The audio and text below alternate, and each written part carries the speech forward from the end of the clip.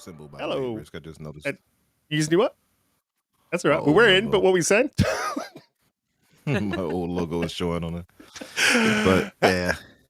Hello, welcome back to another episode 100 of Xbox Infinite. Nice. Yeah, great. We're just talking about subscriptions in the green room and how evil they are. And how no one Riskit was just agreeing, by the way. You all would not believe this, but since this is episode 100, he agreed for me to sing throughout the podcast, guys. Aren't you happy and proud of Riskit?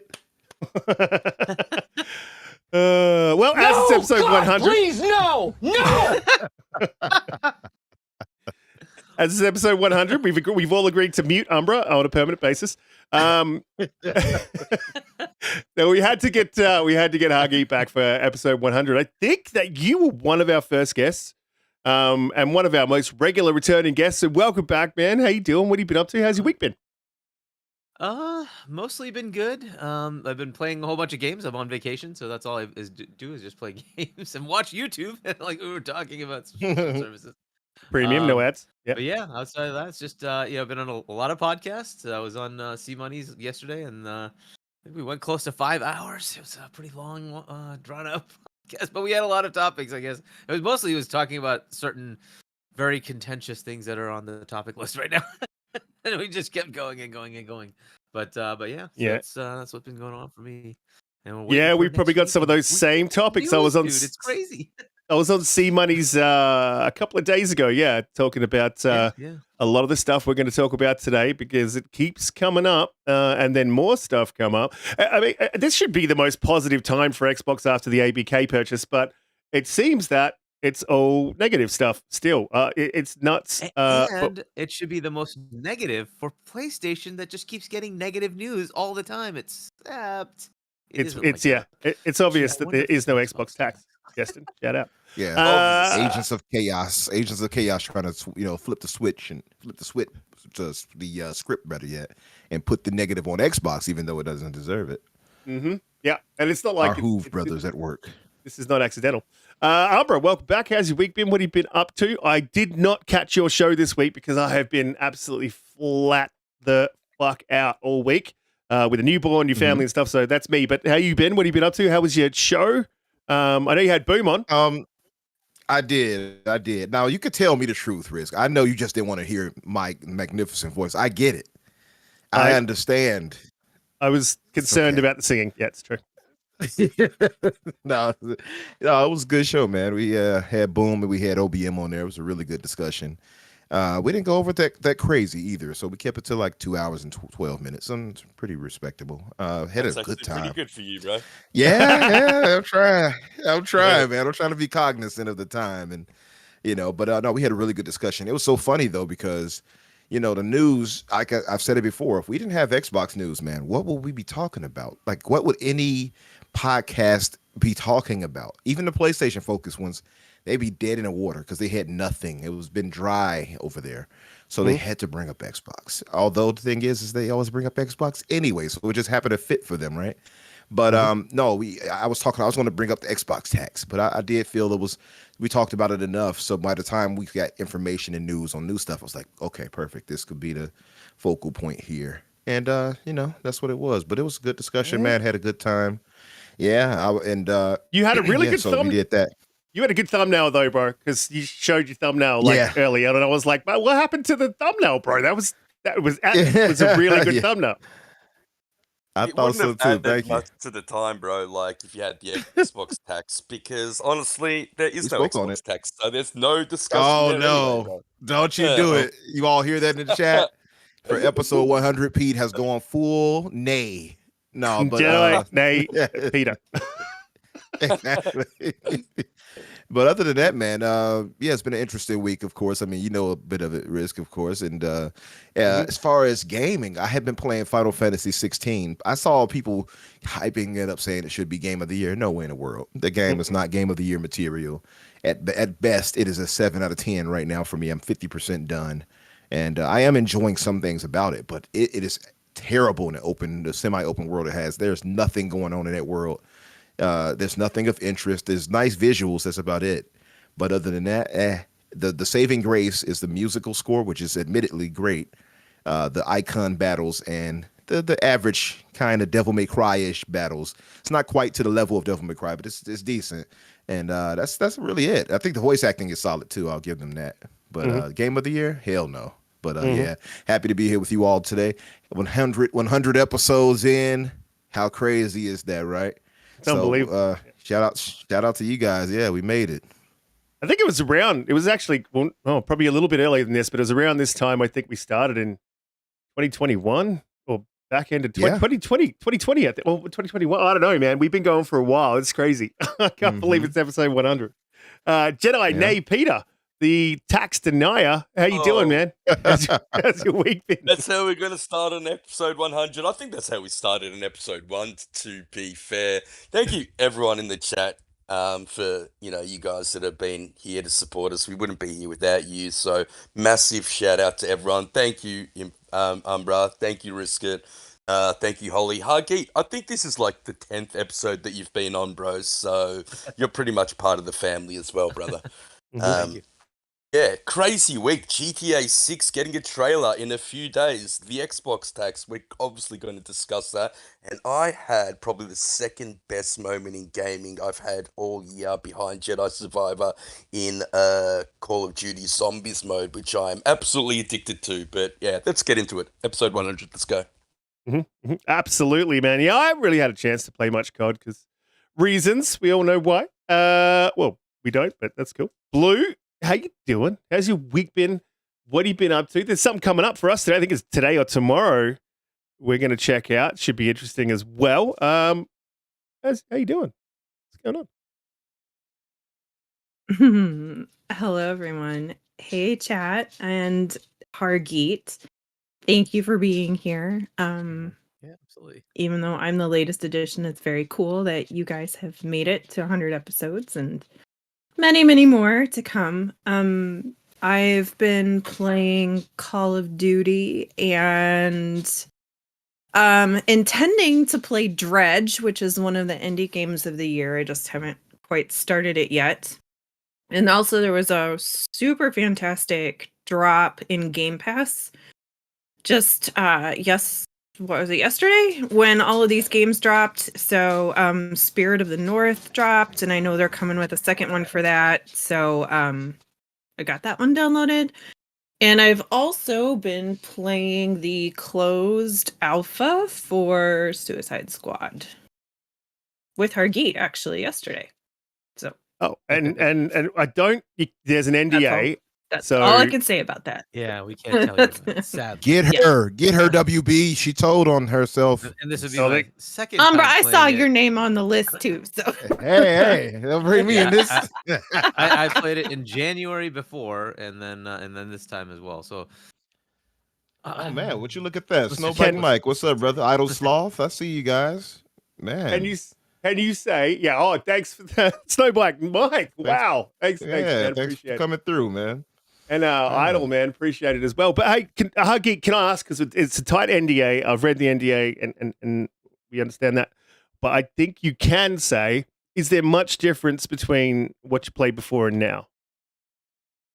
I think what they gave us as a slice is different, which I think was better because it did something better on the introduction to it. So that part was better. But then the rest of it fell back into what I felt in the first one. So, and I unfortunately can't get into more detail than that. I'll just say what I did last time. I am not pre-ordering that. Remnant 2 action on the screen also dropped into Game Pass along with Remnant 1, and I believe Far Cry 6 also dropped into Game Pass. Just shows you how damn good. Game The Pass power is just yes. amazing. of Game Pass. It's I but- can co-sign what Hargeet just said about the thing with the stuff. Suicide Squad, by the way. NDA. Yeah, thing with the stuff. Yeah. The thing with the stuff I and the can say NDA. We had to sit with our Yeah. Matt. Listen, we just going a little bit off track, and I'll jump into the topics in a minute. But we did play. I think it was earlier in this year or last year. We had an NDA for a specific game, and some of the requirements were just wild. So you had to sit in a dark room. Like, I think it said dark room. That could be exaggerating slightly. It was Skull and Bones. Yeah. Don't say the game. Jesus. And you had to close the curtains.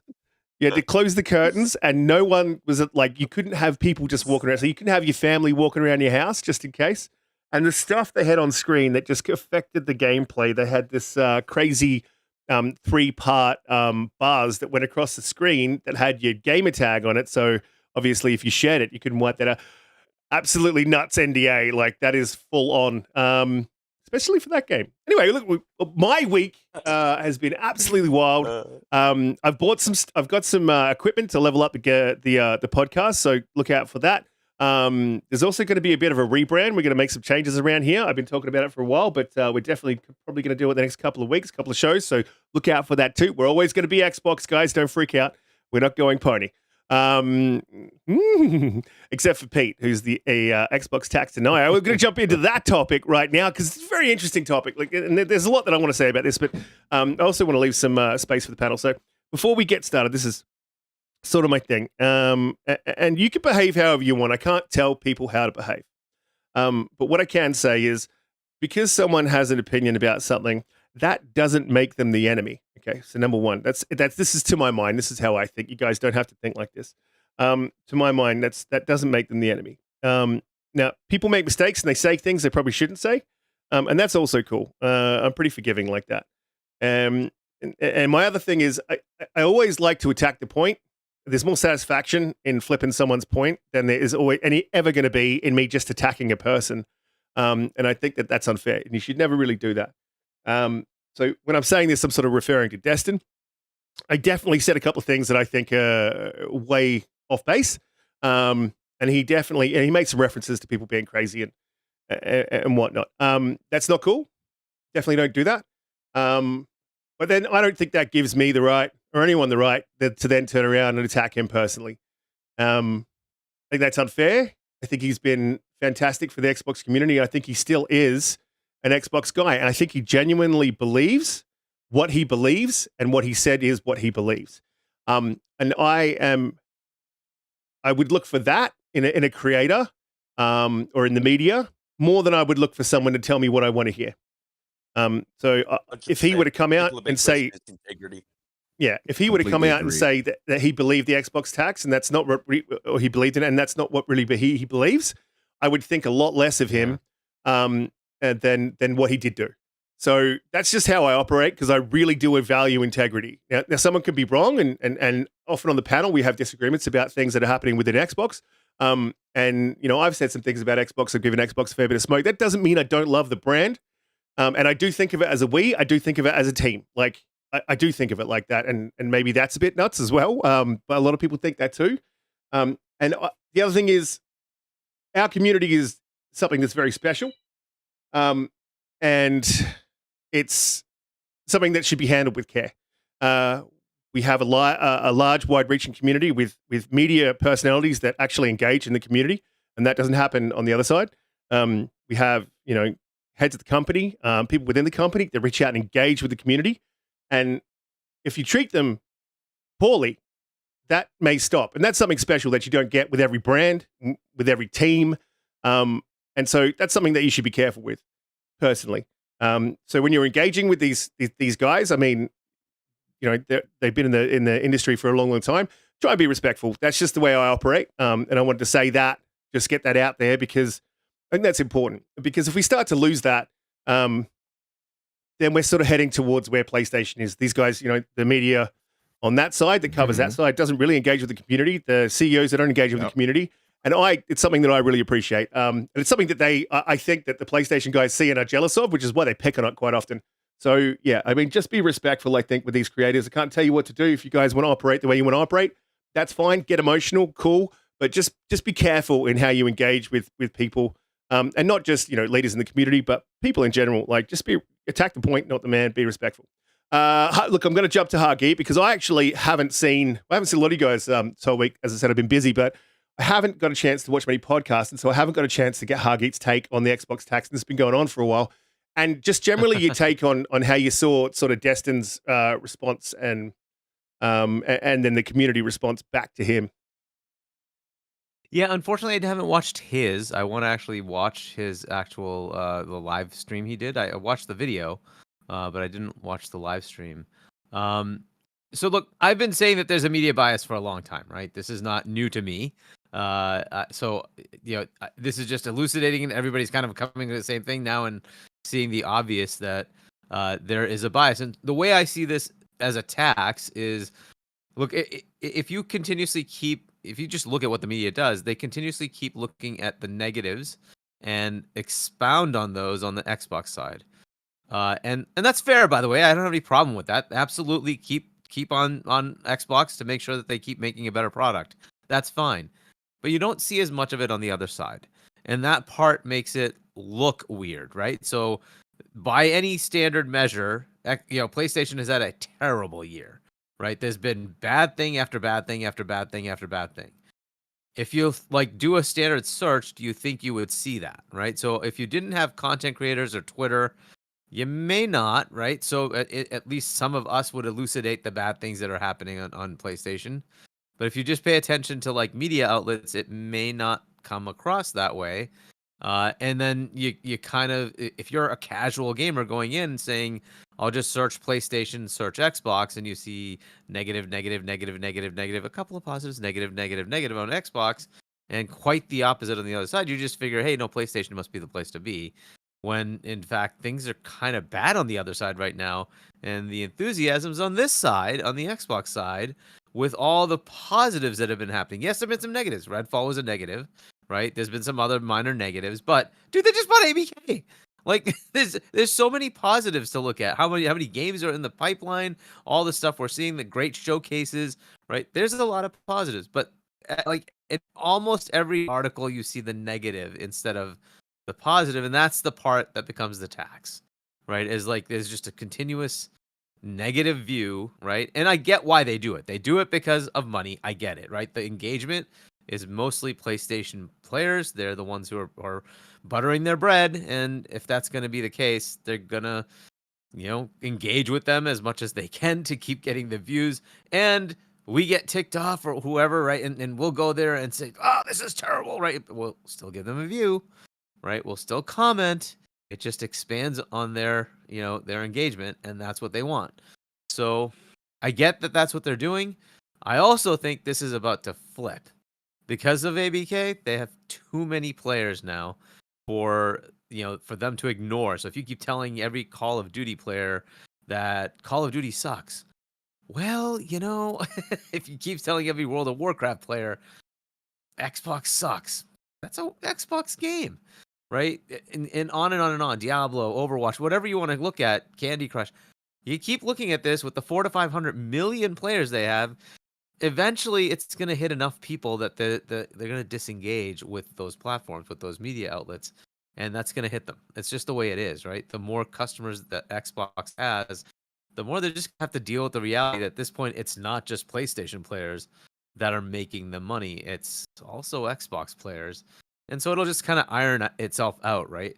There's also just inherent biases of the people who grew up playing on PlayStation, where Xbox was the outside thing trying to take away their platform, and that just inherently has some subconscious bias. It's just there. Exactly. Those folks will get over it, but it'll take some time, but they'll get over it, right? But that's kind of where it is, right? And so, is there a tax? Yes. Is it good to elucidate it? Yes. I also love that Destin did that because nobody else is. You don't see anybody else in the media doing it. At least somebody came up and said, well, let me talk to you. Now, 100%. It may be because he's kind of bridging the gap, right? Because he's also a YouTube content creator on the Xbox side, right? And I see a lot of, looking at the negatives of PlayStation on his YouTube channel. He does that, right? And like that's cool. But he also happens to be in the media directly at IGN, right? So, and maybe it'll start resonating. I'll also point out when you're attacking somebody's work, they generally tend to take that negatively. It's just the way it is, right? Yeah. So I just keep that in mind. You're attacking his work, and though he may understand it, like and say, okay, that might be fair, he's still going to defend himself, right? I'll just throw that out there, right? It's just natural for us to do that. It's like, but you don't know what we go through and what we were doing, right? Fair enough. But it must resonate within him at least to say, okay, but they made some fair points, and maybe I should bring that back to our side, and maybe my friends who are in the other parts of media and say, well, they kind of have a point here. Uh, and hopefully that resonates enough that it starts making some changes. But to me, that tax has always been there. What it to me is just that it's that negatives on this side, and I'm totally good with that. I don't mind the negatives, but just be fair and do it on the other side too, right? There's plenty of negatives on PlayStation, plenty of negatives on Nintendo, plenty of negatives on Steam, whatever it is, right? Whatever platform they have negatives. Let's talk about them, right? So point out all the issues everywhere, right? That's fine, right? That's what I'm looking for. I the media should always be, critical of everything, right? That's the point of the media. I have no problem with them pointing out the negatives. We all should do that because we want Microsoft to always be hungry to give us a better product. But just do it to everybody, right? We don't want a complacent PlayStation. That's what I'm worried about. Yeah. Yeah, be exactly. Mm-hmm. There doesn't seem to be much fairness. Umbra, look, we've talked a lot. Me and you have talked a lot about this sort of stuff through the week. Yeah. And we sort of, I think, align on a lot of things, and it's been sort of tough to watch a lot of the Xbox guys as well. Really, guys in chat or guys on Twitter, and really watch them sort of try to eviscerate Destin in a personal way. And this is something that I have always personally seen coming from the other side of the community, and I didn't really think it was such a problem within our community. And then just sitting back and watching this week, I was a little bit stunned, and I sort of see it as behavior that we've seen from the other side of the community, and that's a concern for me because I find that, as Boom said, I find the other side to be extremely toxic, and in some ways damaging to the reputation of gamers as well. And that's not every PlayStation fan. I'm absolutely not saying that's every PlayStation fan, but it's a lot of loud voices in the community that are just toxic. There's no other way to say it. I don't want to see our community turn in that way, and that's I guess it's just a bit disappointing. Some of the reactions, some of the reactions, absolutely fair, but I mean, obviously, we both believe there's a tax. I mean, how did you see the whole Destin episode? Where are you sitting with the tax at the moment? What are your thoughts on what the tax actually is? Because I think a lot of journalists don't actually know what the tax is, and they just sort of run their mouth assuming it's something that maybe it's not. Yeah, and that's part of the issue, right? And Destin, I like Destin, but to point out his fault, one of them was the whole weird conspiracy theory angle of, oh, it is an Illuminati, it's a cabal. That's not what anybody is saying. And when you do that, it tends to belittle the other side, right? And when you do that, the other side can get volatile and can get disrespectful. But much like Hargeet pointed out, I applaud Destin for having open dialogue with the community. Nobody else would do that in his position. Nobody in his position would do that. So why am I mad about that? I don't think, outside if he did have some dismissiveness, I acknowledge he was dismissive. He acknowledged he was dismissive after the chat, including myself in that live, was telling him you were being a little dismissive. Yeah. And he acknowledged it and addressed it. He didn't shy away from anything. That's the thing that to me is enough. If I know that you're having open dialogue and you're not shying away from what people are calling out, that is good enough for me. And you brought in people from both sides. Of course, we had a few Rahoov brothers jump in, and shout out to Nib. I saw him in the queue. I was like, get out of there. But listen, I don't want to interrupt you, but I was yelling at the phone, like that. When it comes to disingenuous and goalpost shifting, he's a bit of and I'll give him his due. When it comes to shifting the goalpost and trying to minimize any negatives for PlayStation and maximize negatives for Xbox, Nib is an absolute master at it. I spent probably a full 2 years going back and forth. We would have 4-day arguments on Twitter until he blocked me. He doesn't like facts. Let me yeah, tell you then something. Not only are you correct about that, but Nib will keep going on and on. I got to a point where I just said nope and would dismiss him outright. Like he'll start going up like, nah, we're not doing that.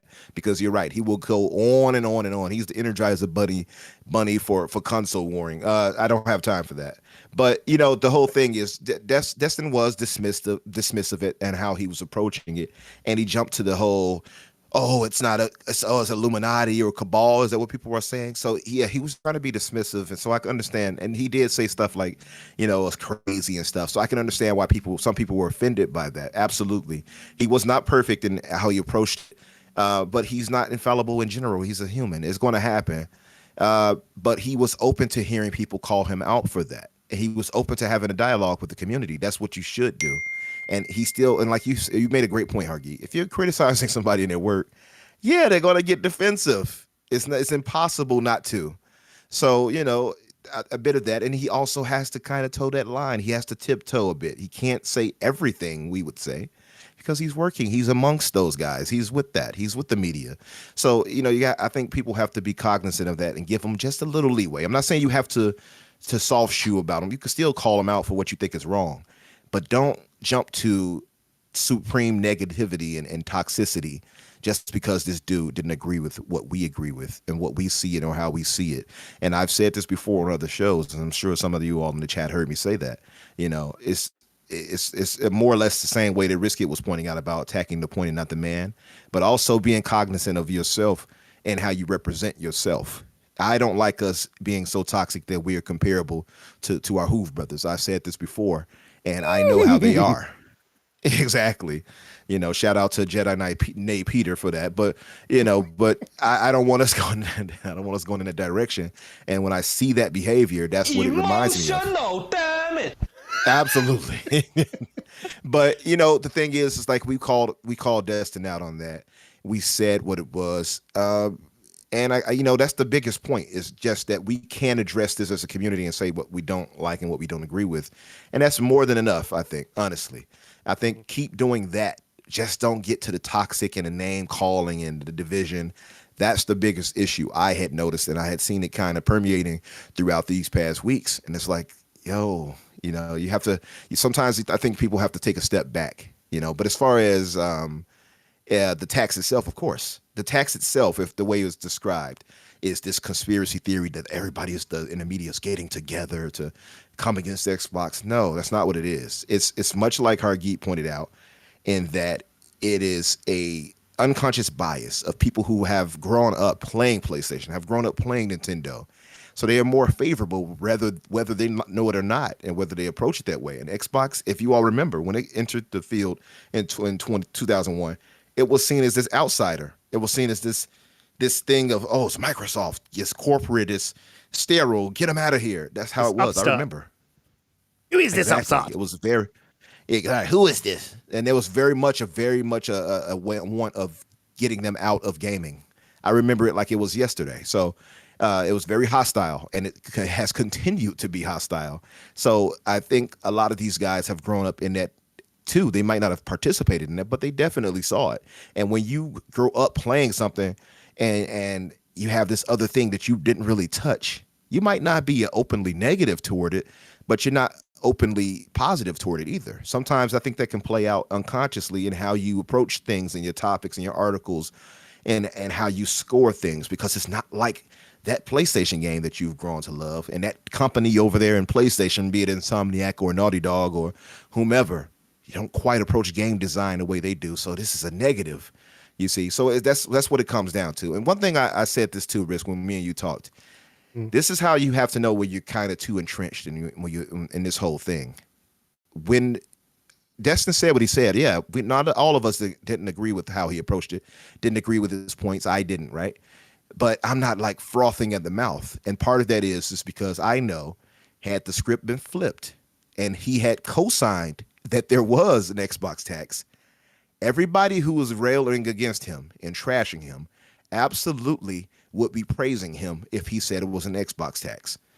That's how you have to know that you're kind of, you know, saying you're falling into that trap. You wouldn't be saying, oh, he shouldn't talk. he shouldn't have made anything. You wouldn't say that if he co-signed what you said and what you believe in and agree with. So you have to be cognizant of that. That's where I say you kind of let have me to pull jump yourself in back on that, because this is one point we actually do a little bit disagree on.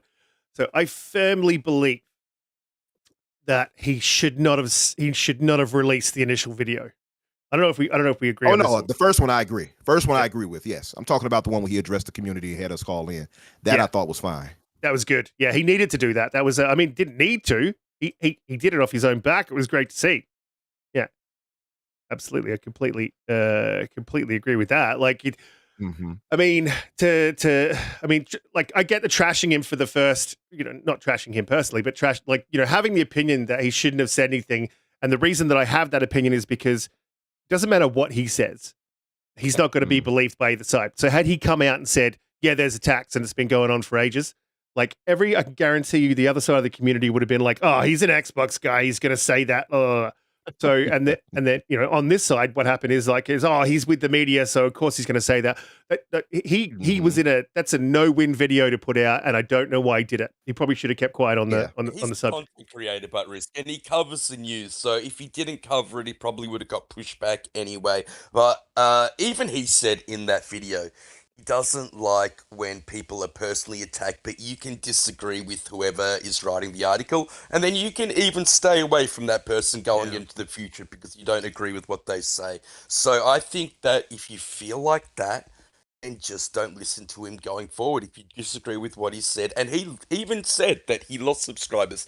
I think one of the most poignant views he made in the video is the fact that he said he spent 3 years building this channel up, doing what he's done, just to lie to everyone. I mean, the fact that people were questioning his integrity would hurt anybody. Anybody that puts their heart and soul into anything that they do, whether that be in their career or just their personal life, are going to feel personally attacked if you attack that thing. I think he honestly believes there's not an Xbox tax. I don't think there's an Xbox tax on his personal channel. Do I think there's an Xbox tax at IGN? Yes, 100% I do. And I think he points to it himself in the video when he talks about the framing of certain articles at PC Gamer or a couple of the other ones that he referenced. Couple of the thumbnails that are on those videos are 100% triggering. And Hargeet, you pointed to the fact as to why they do it. I mean, they do it for the money. clicks. Yeah, I mean, the fact of the matter is they're not getting the views they used to get because people are going to YouTube, coming to channels like us, which we've been doing for 100 episodes, to get the news, and so they need to get people there. And as much as we might hate it, there's more PlayStation people that go to IGN, so they post positive PlayStation articles, negative Xbox articles. The PlayStation people will bag the shit out of Xbox when they're on there, and then Xbox will then go to it to read it and then make a comment about it on Twitter. And that's just the industry we're in now. That's what it's come to. And look, one other thing that I'd like to say about this is a lot of the people that are in journalism that work at IGN, and I think I referenced it maybe a couple of months ago, they're actually journalists. They're not gamers. And so they really don't have, any love for this industry. It's just a stepping stone for them to get somewhere else. So the more clicks they can get, the better it is to go on their resume. And I think that's just unfortunately the case. Yeah. Do you think that he defines an Xbox tax the same way? Because I think that might be another thing. I think he was trying to narrowly define it as review scores. I think. Yeah, and that's what it's exactly what Paul Tassi did. So Paul Tassi's actually a friend of Destin's, and he wrote an article with the headline that the Xbox tax isn't real. It can't hurt you. And to that I would say, shut up, Paul, you fucking idiot. No, to that I would say, how could he say that when it beat me yesterday physically? You're wrong, Paul Tassi. It beat me. Yeah, are you a beating denial? No, I'm sorry. Yeah, yes, no, but like he's an abuser denial. What a stupid! I mean, that's a perfect example of. I just thought perfect example. Like, come on, he's put that out to literally it will trigger the industry. But then I read through the article, and this is the thing: read the articles. Like, it really bothers me. People just don't read the articles. They see the headline, make an assumption, read the article. And I mean, Destin was saying this too, but I read the articles and I disagree. In a lot of these articles with these negative headlines, they're not positive, as Destin was saying. I disagree with that too. It's like you need to read, not between the lines, but you need to read the tone of the article. And when I read Paul Tassie's, he pointed to a specific thing from a specific review from Metro that singled out Hi-Fi Rush as a great game, but singled out the year that Xbox had in 2022, and sort of almost in total put all of the Xbox tax on that review. And it's not just about reviews, you know. So for me personally, and I guess it might mean something slightly different for everyone, but it's, you know, it's the fact that a lot of these big journalists, these, you know, people who are big in they say their jokes. They come out and they say their jokes, but they come out and say things that are outrageous about Xbox, like absolutely outrageous. You know, I think there was one of the lead editors for the videos, you know, the people who put in the lower thirds that we saw missing, when we saw Xbox missing from those lower thirds, she edits those videos. But she came out, you know, maybe a year beforehand, before that happened, and said, you know, we expect this from PlayStation. It's not like they're Xbox and they don't release games, or something to that effect. You know what I mean? Like, and to do that so openly, Riskit, to do that so openly, that tells you like they had a disrespect. She had an open disrespect for Xbox, the brand itself, to do that. I mean, even if you just ignore the brand and the people behind it, it was just like, let's make a joke of them. they're the laughing stock anyway. Well, it tells you that, might not see it that way, but that's what it is. Well, it tells you that they're having those conversations behind the scenes. They're making those jokes behind the scenes. Like, that's how that's their mindset. Gives you a look into their mindset. This is what they don't understand, I think, a lot of the media. You know, and so I would like the media to engage, but just to do it in a respectful way. And I would imagine that Xbox doesn't appreciate that shit as a brand themselves either. But you know, it's not just that; it does feed into some of the reviews that are just absolutely ridiculous, and not with every outlet, and not with every person within that outlet. But you know, it's there. You know, then you've also got just the headlines, and the headlines will be completely different for Xbox than they will be if PlayStation does exactly the same thing. We've seen that. We've seen literally the same thing happen on Xbox and then happen on PlayStation. And when it's Xbox, I think they talked about it's piracy. Now you can pirate stuff on Xbox. Right. And then on the PlayStation side, it was just what it was, which is MKVs are now available on PlayStation. So it's a tangible, provable, evidentiary thing that you can show and I mean, it can't be denied. It is being denied. I mean, obviously, I think Ham Solo said a fantastic thing. He's like, you know, we've investigated ourselves and we found no wrongdoing. It's like, absolutely. Well, maybe we should get someone from the outside to have a look at this. Blue, we haven't got to you, and there's a lot about this and a lot of angles that you can sort of look at this from. But obviously, you know, we've sort of covered a bit, so I'm sorry if we soaked up all the oxygen. But, you know, the fact that Destin was just immediately attacked in the way that he was, I think is a little bit poor in the Xbox half.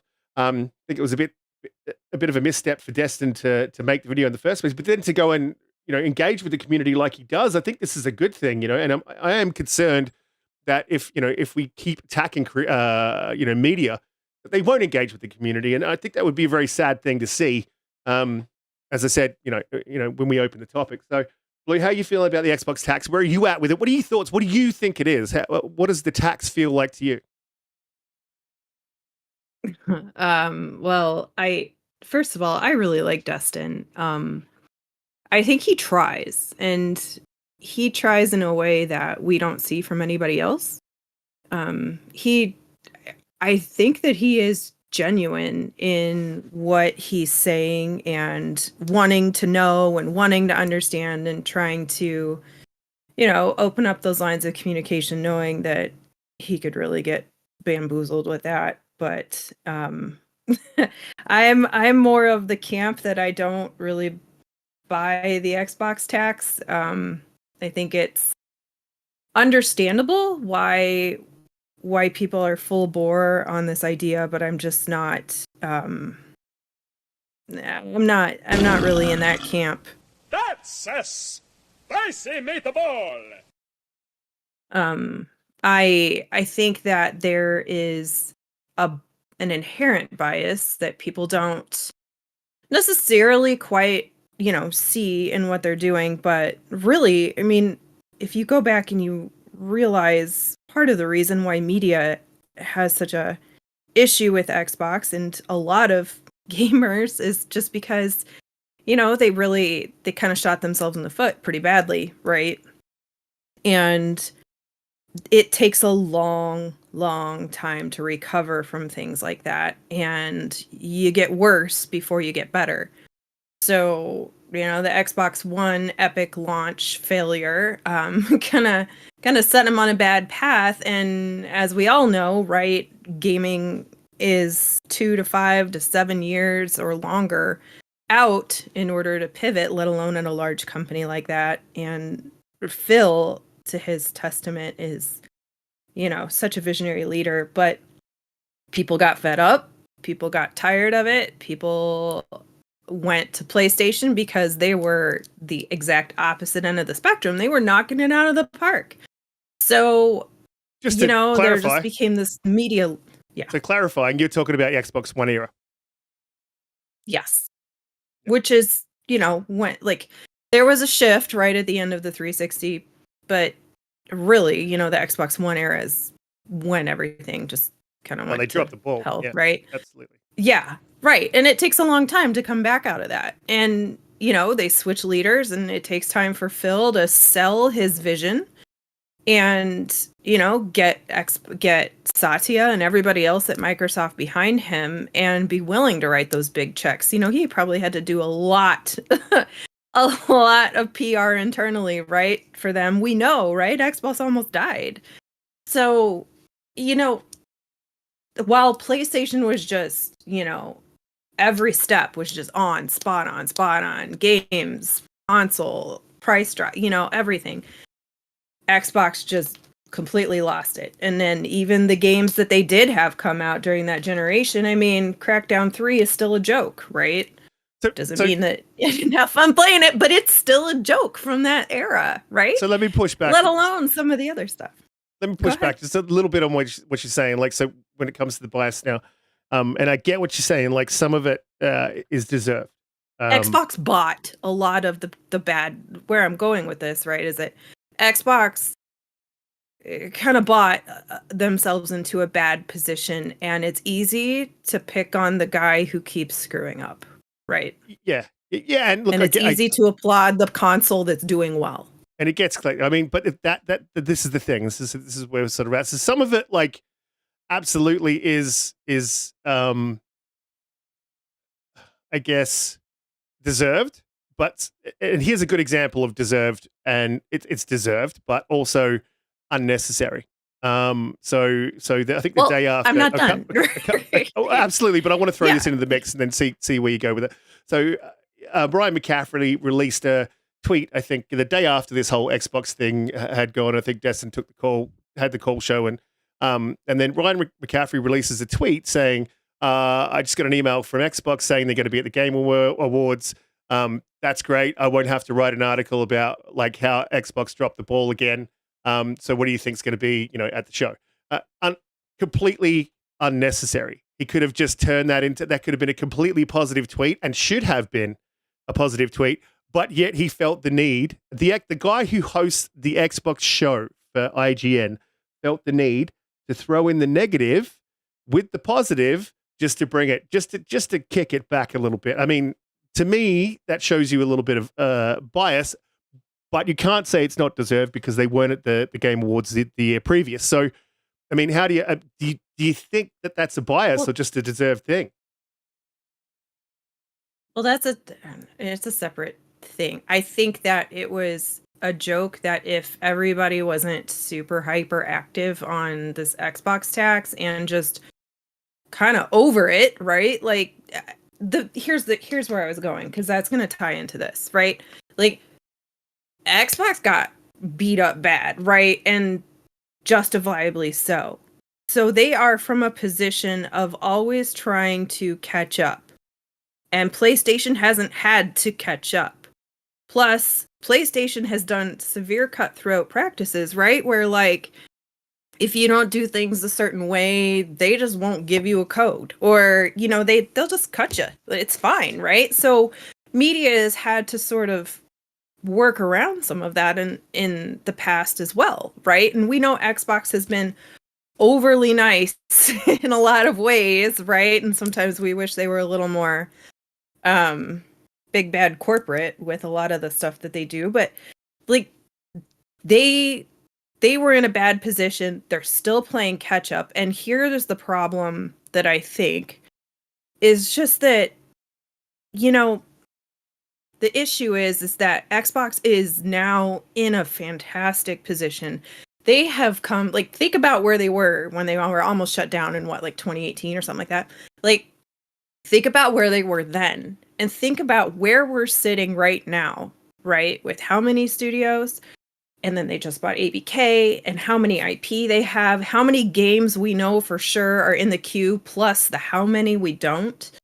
And we've got, you know, 2 consoles. We've got console drops on prices right now, which are great. We've got, you know, all this stuff. It's just flush with things to do. Play anywhere, Game Pass, freaking Game Pass on your TV. You don't even have to have a console. Like, they are trying as hard as they can to be the best consumer friendly product on the market, right? And well, to us, it looks consumer friendly, but it's a lot of, you know, like it's accessing a lot of people's wallets, but so be it. And this is where the media right now is in a problem because they've supported PlayStation for so long and they haven't given Xbox its credit, or like Lord Cog would say, they haven't given it its flowers, right? And, you know, we see dribbles of it here and there where they kind of are like, oh, look, Xbox did this thing, but nobody picks it up. It's not a big deal, right? And the world is just surrounded with all this negative BS when really, like, the things that Xbox are doing are huge and monumental, and they're just not being given enough credit for the effort that they're putting in, I think is where a lot of us are. And I don't know if media quite sees that. I just wish they would focus a little bit more on the positives from both instead of writing these stupid clickbait titles and IGN posting 184 times in 6 weeks about Elder Scrolls 6 being exclusive. Like, it's just, those are the kind of things you're just like, oh my gosh, come on already. Like, just give them their credit where it's due. Yeah, so and Ryan's general, tweet, Blue, like negative news sells. Unfortunately, it does. but it doesn't always have but it doesn't always have to, because negative to one person is positive to another, or positive to one person is negative to another, right? Like, Yeah. you know, just like we applaud engagement that's positive for Xbox, PlayStation centric people go the opposite, and it goes back and forth the whole way. So you can't tell me, Food Brothers, you mean? you cannot tell me that you can't write a positive factual article about something that Xbox has done consistently when they do good things and it not still have engagement. You can't tell me that. This is my point. This is what I'm saying here. Like, so you're almost arguing for the Xbox, but it's tax not here. a tax. It's just it's not a tax. Yeah, I just don't buy that they're actively doing it.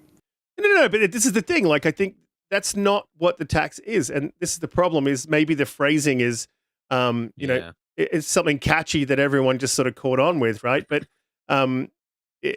that's not what it means. It doesn't mean like it's a purposeful cabal getting together and, you know, like, let's get Xbox in the background. That's not what's going on. 1 million negative views. but this is what you're saying is that there is an Xbox tax.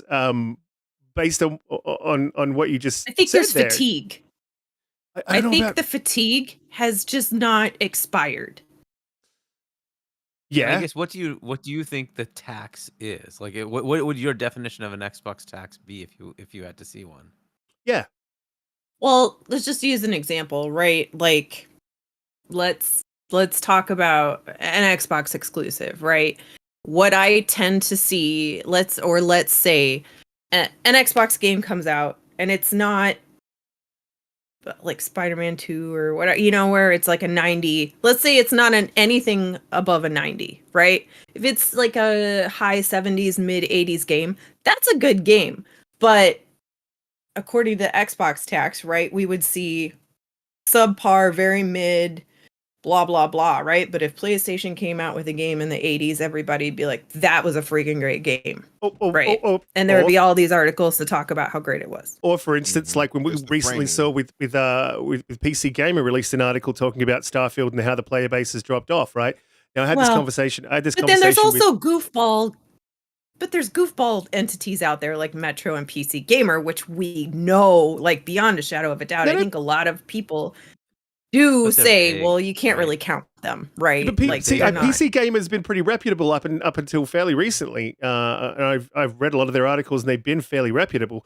And then when you compare, I did have this conversation with King Thrash. I don't know if you guys in the chat know who that is, but he is probably what I would say a bad actor in the PlayStation community. But he is funny. I'll give him that. Probably. But he was sort of referencing, it's a Bethesda game. It should carry on for a specific amount of time. But when you look into the figures, you look at Elder Scrolls figures, like, yes, it's a game that's carried on for quite some time, but the player base isn't like humongous, as big as Starfield's was initially. And then if you look at games like that he referenced that were fantastic, like their Horizon Zero Dawn, God of War Ragnarok, Spider-Man 2, those player numbers dropped dramatically after, not long after launch, and that's because people have finished the game. And so why are we not seeing these articles? Mods, right?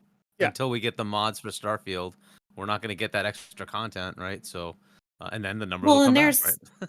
And there's another thing too, which, I mean, if you want to talk about Starfield, like, I get the impression, could be totally wrong, but I get the impression they want to use this game as, I don't want to say games as a service, but like, they're going to add on to it as time goes on, right? Yeah, more DLC. Like they will. Yeah. Right. Yeah.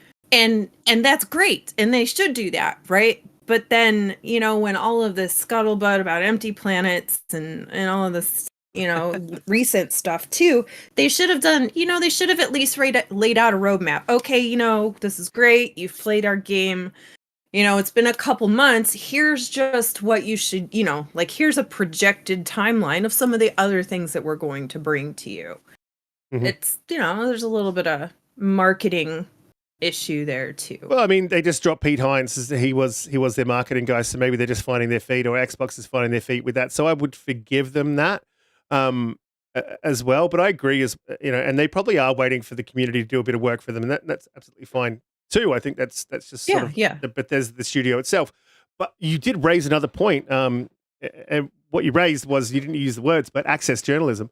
And I think guys in the chat, and I know the guys in the panel know, but I don't know if all the guys in the chat, if you guys know or understand how this works. So obviously, when people are reviewing games, if you're a big enough brand or a big enough media outlet, you'll be given codes to review the game.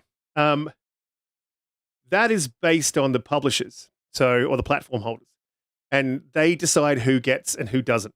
And that sort of thing can really, when you look at IGN first and all that sort of stuff, that really can make or break a site. So when you're getting, your first looks at games and no one else has got it, you're going to go to IGN to see it because, you haven't seen it. And that'll bring in casuals, that'll bring in clicks. And to lose that is a real threat to your business model.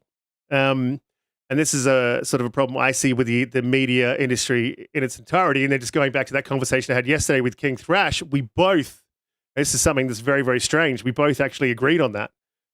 That's a very serious issue within the industry. And when you see, companies like Stevivor have been blacklisted from PlayStation now, and that could work in two ways. And you really need to think about this, because if Stevivor gets blacklisted, they're obviously going to have a bit of an issue with PlayStation themselves. And so you would likely see their reviews, whether they mean to or not, become a little bit more negative, because they're losing. They're losing the clicks because they're not getting first to the plate, so to speak. And so if they do a negative review, it's more likely to get clicks, for one. If you're doing it consciously. It could be unconscious as well, because you could be looking at it like you could just have a negative feeling when you're playing a PlayStation game because they have wronged you in some way. And then when you look at it another way as well, access journalism and how it's very, very damaging, is that you would need to step right, which is what Blue was saying. You need to step right within the industry and make sure that you're not giving out overly negative reviews or saying the wrong things. Whereas to the point where PlayStation just cuts you off, because they have done it multiple times. It has happened. And we've also seen it with, Skill Up. We had him on the show last week. Skill Up's got a very, very negative outlook on Bethesda, and he voices that often. And as a result, Bethesda has cut him off. Now, I don't agree with that, and we've had conversations on the panel. And it's not because I don't agree with that, not because Bethesda's doing it or any particular publisher's doing it. I don't agree with the practice. And what I think it does is creates an unconscious fear of being cut off. And that can affect the way that you represent a company. And as media, you should be able to be, as much as you can be in a subjective art-based industry, as objective as you can. And that creates an environment where you cannot be really that as objective as you may like to be. So I think access journalism is a real issue, not just in let me gaming. ask you, Risk. So to go to that, let me ask you then, because I know you're a man of integrity, and much like yourself, myself, everybody else here, we do appreciate integrity. So we know that access journalism, it's basically a quid pro quo. I'll give you this positive things that I write about you or how I approach it so that I can make sure I get access to your people, that I can talk with you, et cetera, right?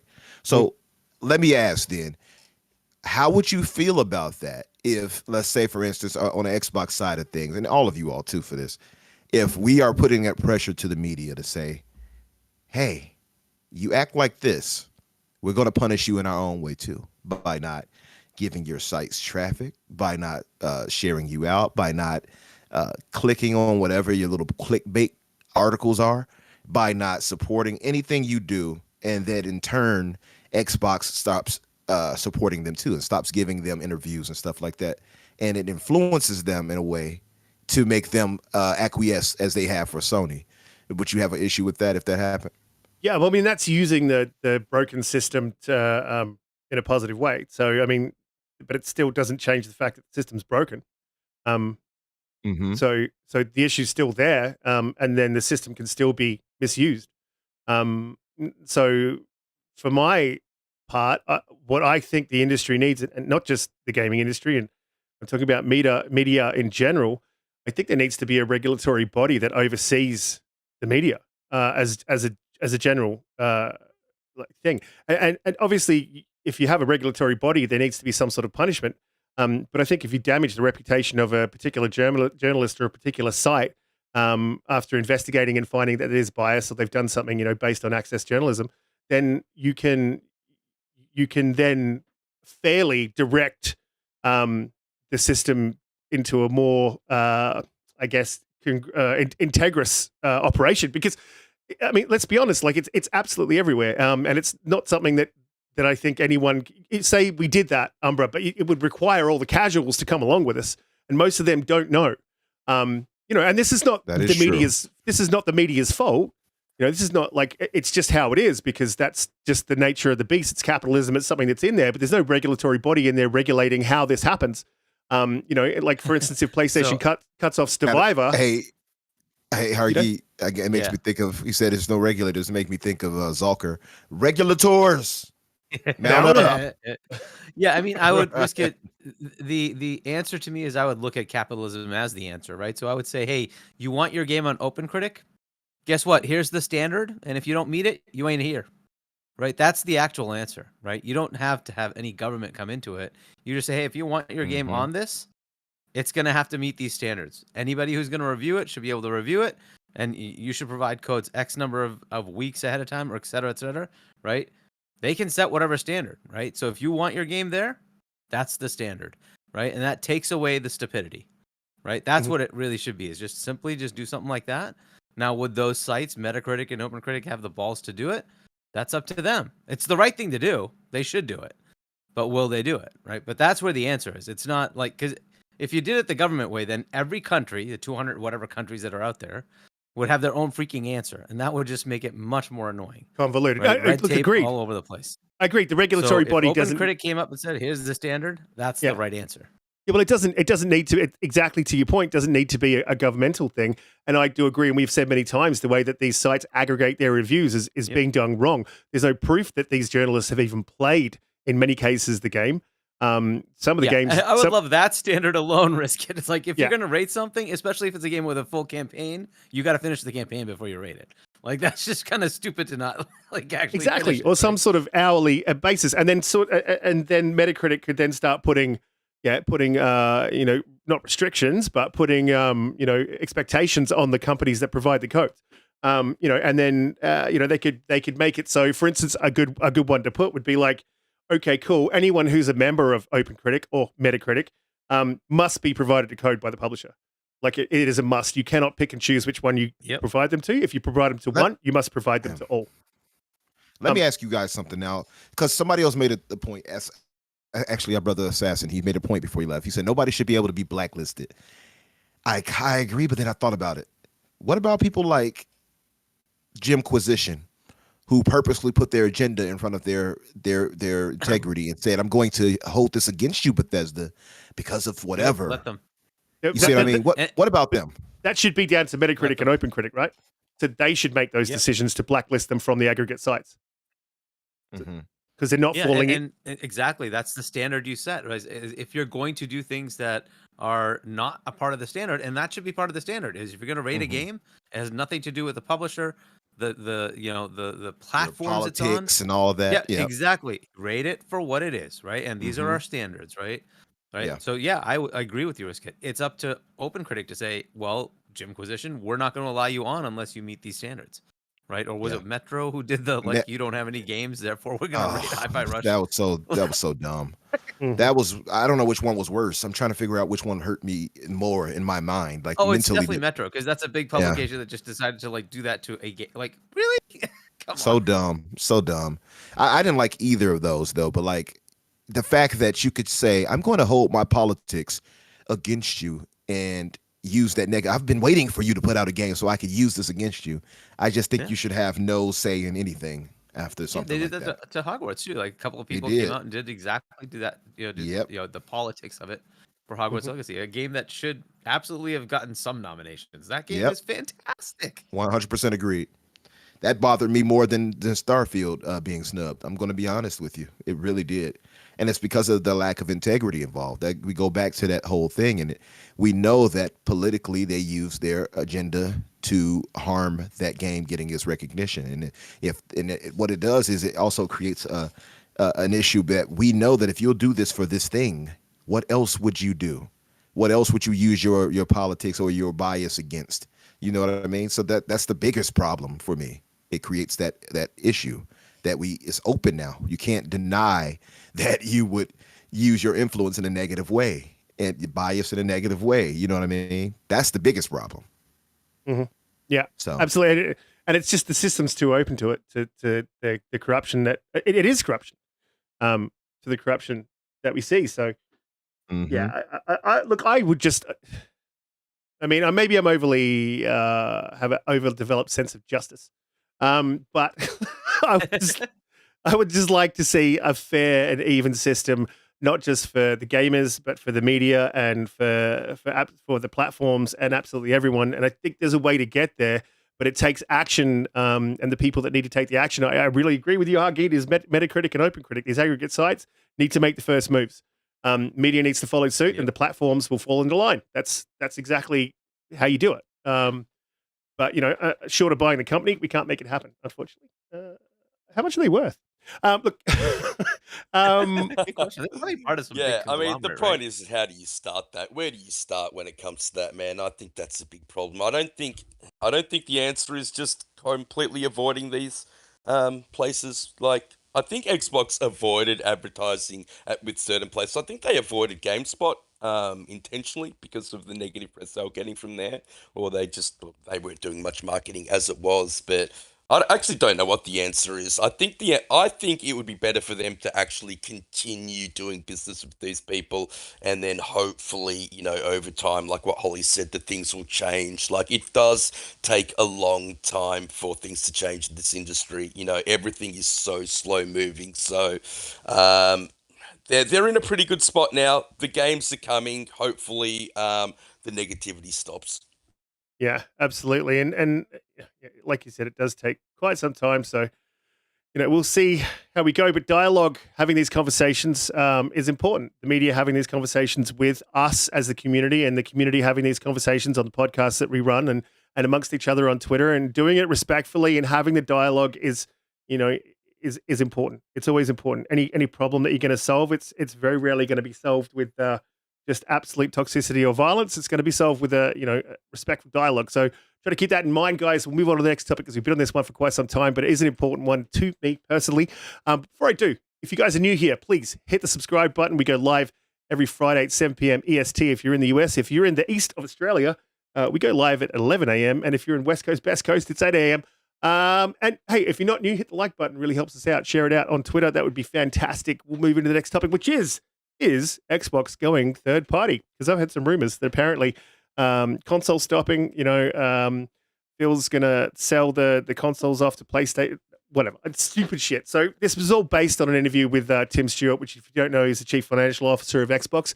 He does have a very, what's the word for it? He has a lot of control over how they operate. So when you're dealing with a CFO, things will go through a CFO and they'll look at it financially. And usually when you talk about the buck stops here, the buck stops with the chief financial officer more than you would think it would.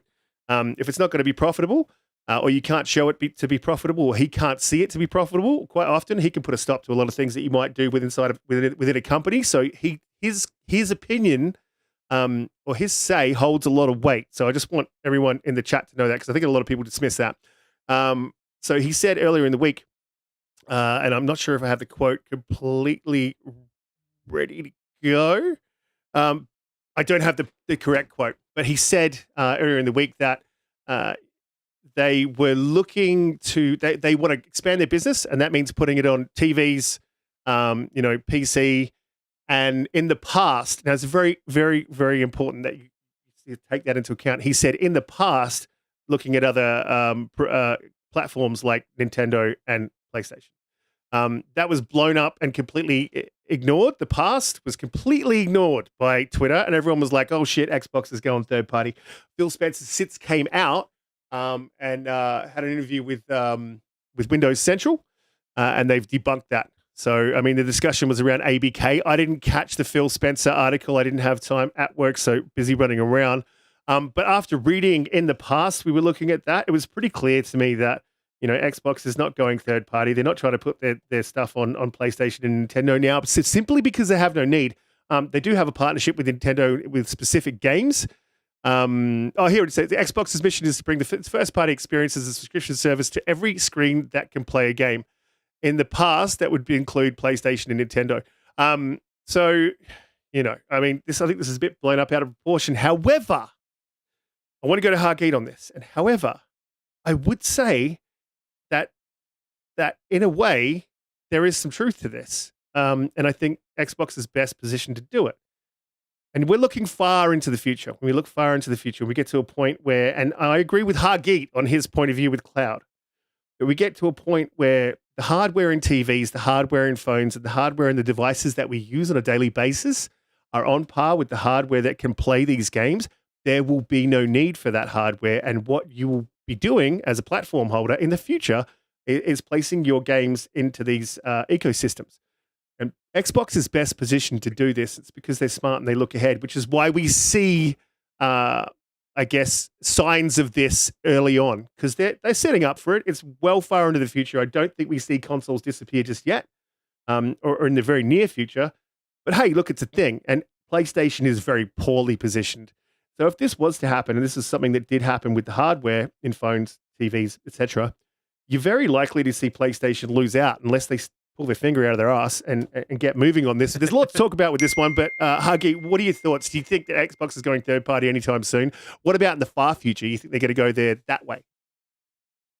Yeah, so look, they're partially third party already, and this is a standard Microsoft thing, right? Think of Windows and Mac.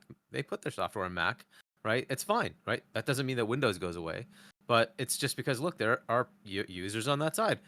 Let's put Office there. It makes sense. Let's do that. They put their development tools there. Like, it doesn't matter, right? You can do Windows development on freaking Linux. They're like, they don't care. They just want you to be able to do stuff wherever you are, right? That doesn't mean the platform Windows goes away, and they still continue to compete on that platform level. And Microsoft is happy to put like Xbox games like Call of Duty or Minecraft on other platforms. It makes sense, right? They're just games that require a massive user base. It would make no sense to take away users from that. So they're like, we'll just put this there. They just signed 10-year deals to put Call of Duty on PlayStation and Nintendo.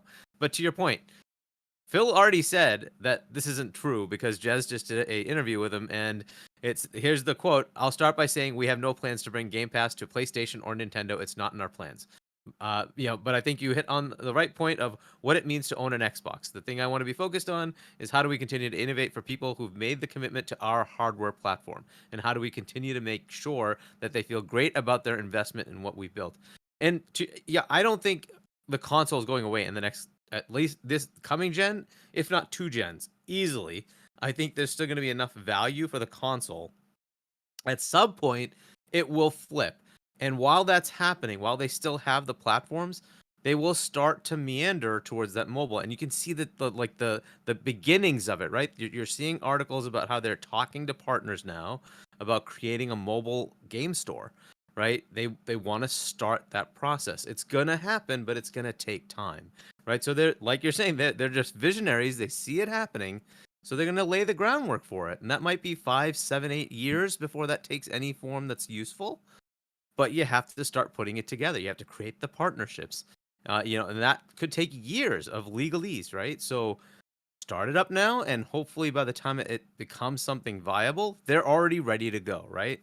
And again, to your point, Riskit, I think Nintendo is the worst at this. They really do have their mindset of our ecosystem, and PlayStation's just a notch behind that and being very locked down to their own thing, right? Whereas Microsoft knows, hey, platforms change, hardware changes.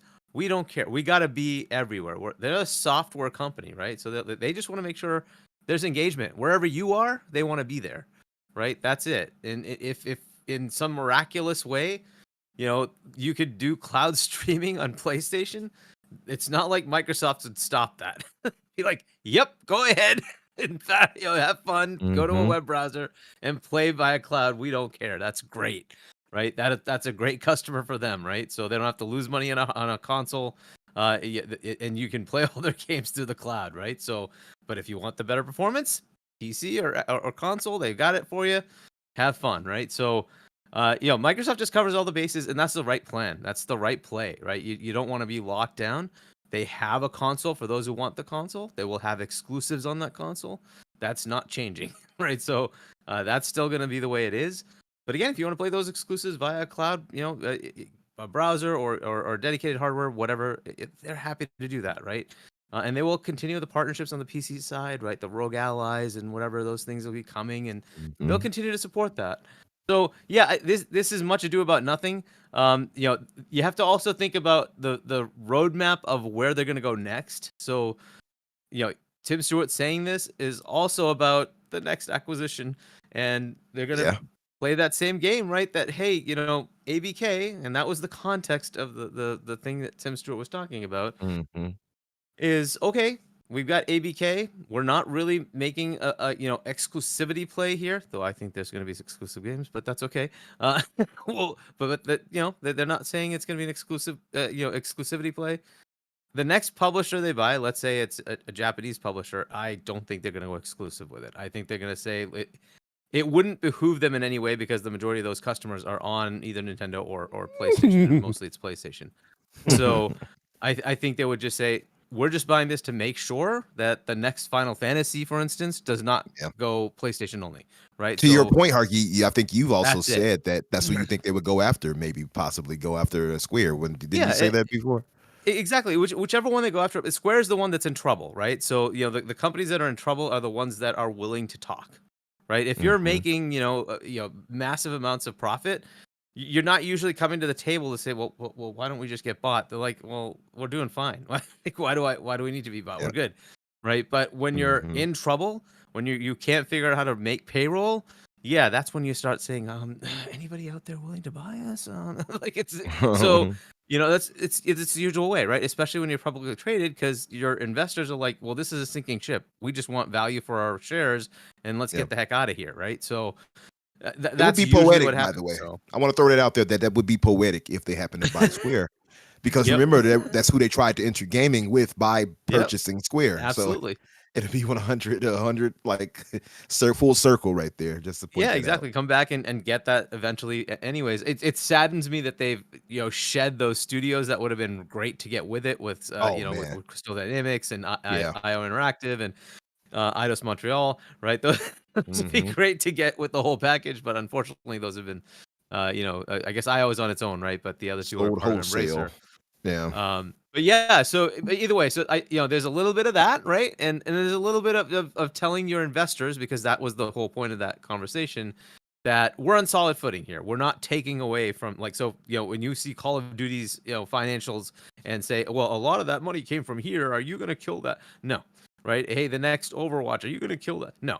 We're happy to put that everywhere. We don't care. Our financials are not going to become, like ABK is not going to start suddenly losing money. It's still going to be profitable. Don't worry about it, guys. Right? That's kind of the point of this, right? Now, he did say, I think Game Pass would be going in, and Phil was originally looking at doing that. They were looking to say, hey, how can I get Game Pass on those other platforms?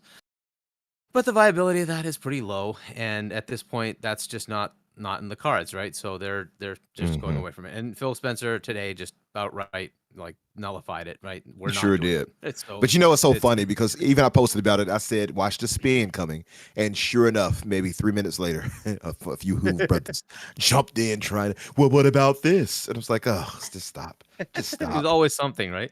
I mean, you couldn't be any more clear. We are not bringing Game Pass to PlayStation or Nintendo. It's just direct. We have no plans to bring Game Pass to PlayStation or Nintendo. So, but anyway, so those are kind of the general thoughts. I mean, this was even without this, from Phil, it was pretty clear that they're not getting rid of exclusives. They just bought Bethesda and said, "Hey, this is about bringing great exclusive games to platforms where Game Pass exists." And until PlayStation says yes to freaking bringing Game Pass to their platform, which why would they? It's not happening, right? So, and they've pulled back on that because neither platform has been, very amenable to the idea of bringing Game Pass to their platforms, and I don't blame them. Like, you're taking away your ability to sell games. Why would you do that? So, I would think Nintendo would cave before or allow it. I wouldn't say. Let me not say cave. They don't need it, but I would think they would allow it before PlayStation would. And that's a good point, Umbra, because a majority of their money is made, Nintendo's money is made on first-party games, which is crazy. But that's the way it is. They make the majority of their money on first-party games. And so third parties not bringing as much to the table, but being able to actually take some of Microsoft's massive library and bring it over, that'd be kind of convenient for them, right? So either way, that is an interesting, potential for Nintendo. And they are buddy-buddy. They're like right across the street from each other, right? So true. So go ahead, Riz. Sorry. Oh, I was going to you anyway. I was just going to jump in, Umbra. I mean, do you? Because I mean, I think that looking very far into the future, games are just, there's not going to be platform holders. They're not going to be required. You're going to have hardware that just, whether it be your PC, your phone, your TV, whatever it is, you're going to have that hardware. Maybe platform holders will provide crazy controllers, maybe, right? But in the very near future, this is not happening. We're not seeing Xbox go third party. We're not seeing the diminishment of exclusive. If anything, I think we're going to see more. Where are you at with it? Do you think we're going to see them jump to third party anytime soon, or is this BS? No time soon? It's absolute BS, of course. The thing is, the people, our Hoove brothers in particular, they took Tim Stewart's comment and said, okay, to hell with everything else that's been said in the past. And that's the thing, and we know why they're doing it. And just to throw it out there, that's why when you had the space, and I saw it later with King Thrash, if you will, I was like, it's just a waste of time because that guy is not interested in arguing in good faith, right? You're arguing in good faith. He has no integrity. So he's just saying whatever he can to down Xbox in some way, right? And if he's loud and ignorant enough, which he's both, then people will take that, and if you're calling regular, oh, he dominated you, and that's exactly what they did. Just to throw it, just as an aside, but going back, the same mentality for people who would co-sign him and ignore actual logical points that you put out, and instead gravitate to idiots like that guy. or his idiotic takes, at least. I guess not to attack the man, right? Uh, the same thing is happening here with Tim Stewart's comments. So his presentation with Wells Fargo, he said that Microsoft's aim was to bring Xbox Game Pass to any screen that can play games, including Nintendo and PlayStation. So many took that obviously to mean that he's preparing for industry where they go just third party, full third party, support. However, people would have to ignore what Phil has said, like Hargeet pointed out, and like you had said a second ago. Clearly, it says Phil has said this on a case by case basis. And his quote is, to that end, he said the partnership will deliver exclusive games that ship on platforms wherever Xbox Game Pass exists. You're not going to say it. No. Yeah, you're not going to have one without the other. And to that point too, a case by case basis means that they're going to be selective in what you get on those other platforms. You're never going to see Halo on PlayStation. The blasphemous thought corrupts my head, actually, but you're not going to see Halo it. would benefit from the player count. It would, yeah, and we would absolutely. And we would absolutely dominate our Hoove brothers if they dared to jump on later. But no, I'm with you. That That would should be never a great happen. war. Red versus Right. blue. You need to change it never to happen. green versus blue, but that would be cool. Oh man, they would hate us. They would hate Halo after they went against the Xbox guys. But yeah, for that There's reason though, like you said, teabagging But, in Umbra, Halo as it is, bro. I don't think there needs to be any more, man. I thought they already own Halo. Didn't Sony buy Bungie? they did. That's right. They own Halo now by proxy of Bungie previously creating it. Yeah, but that's the thing. Like, you're not going to see certain games. It just is how it is. You're never going to see Halo over there.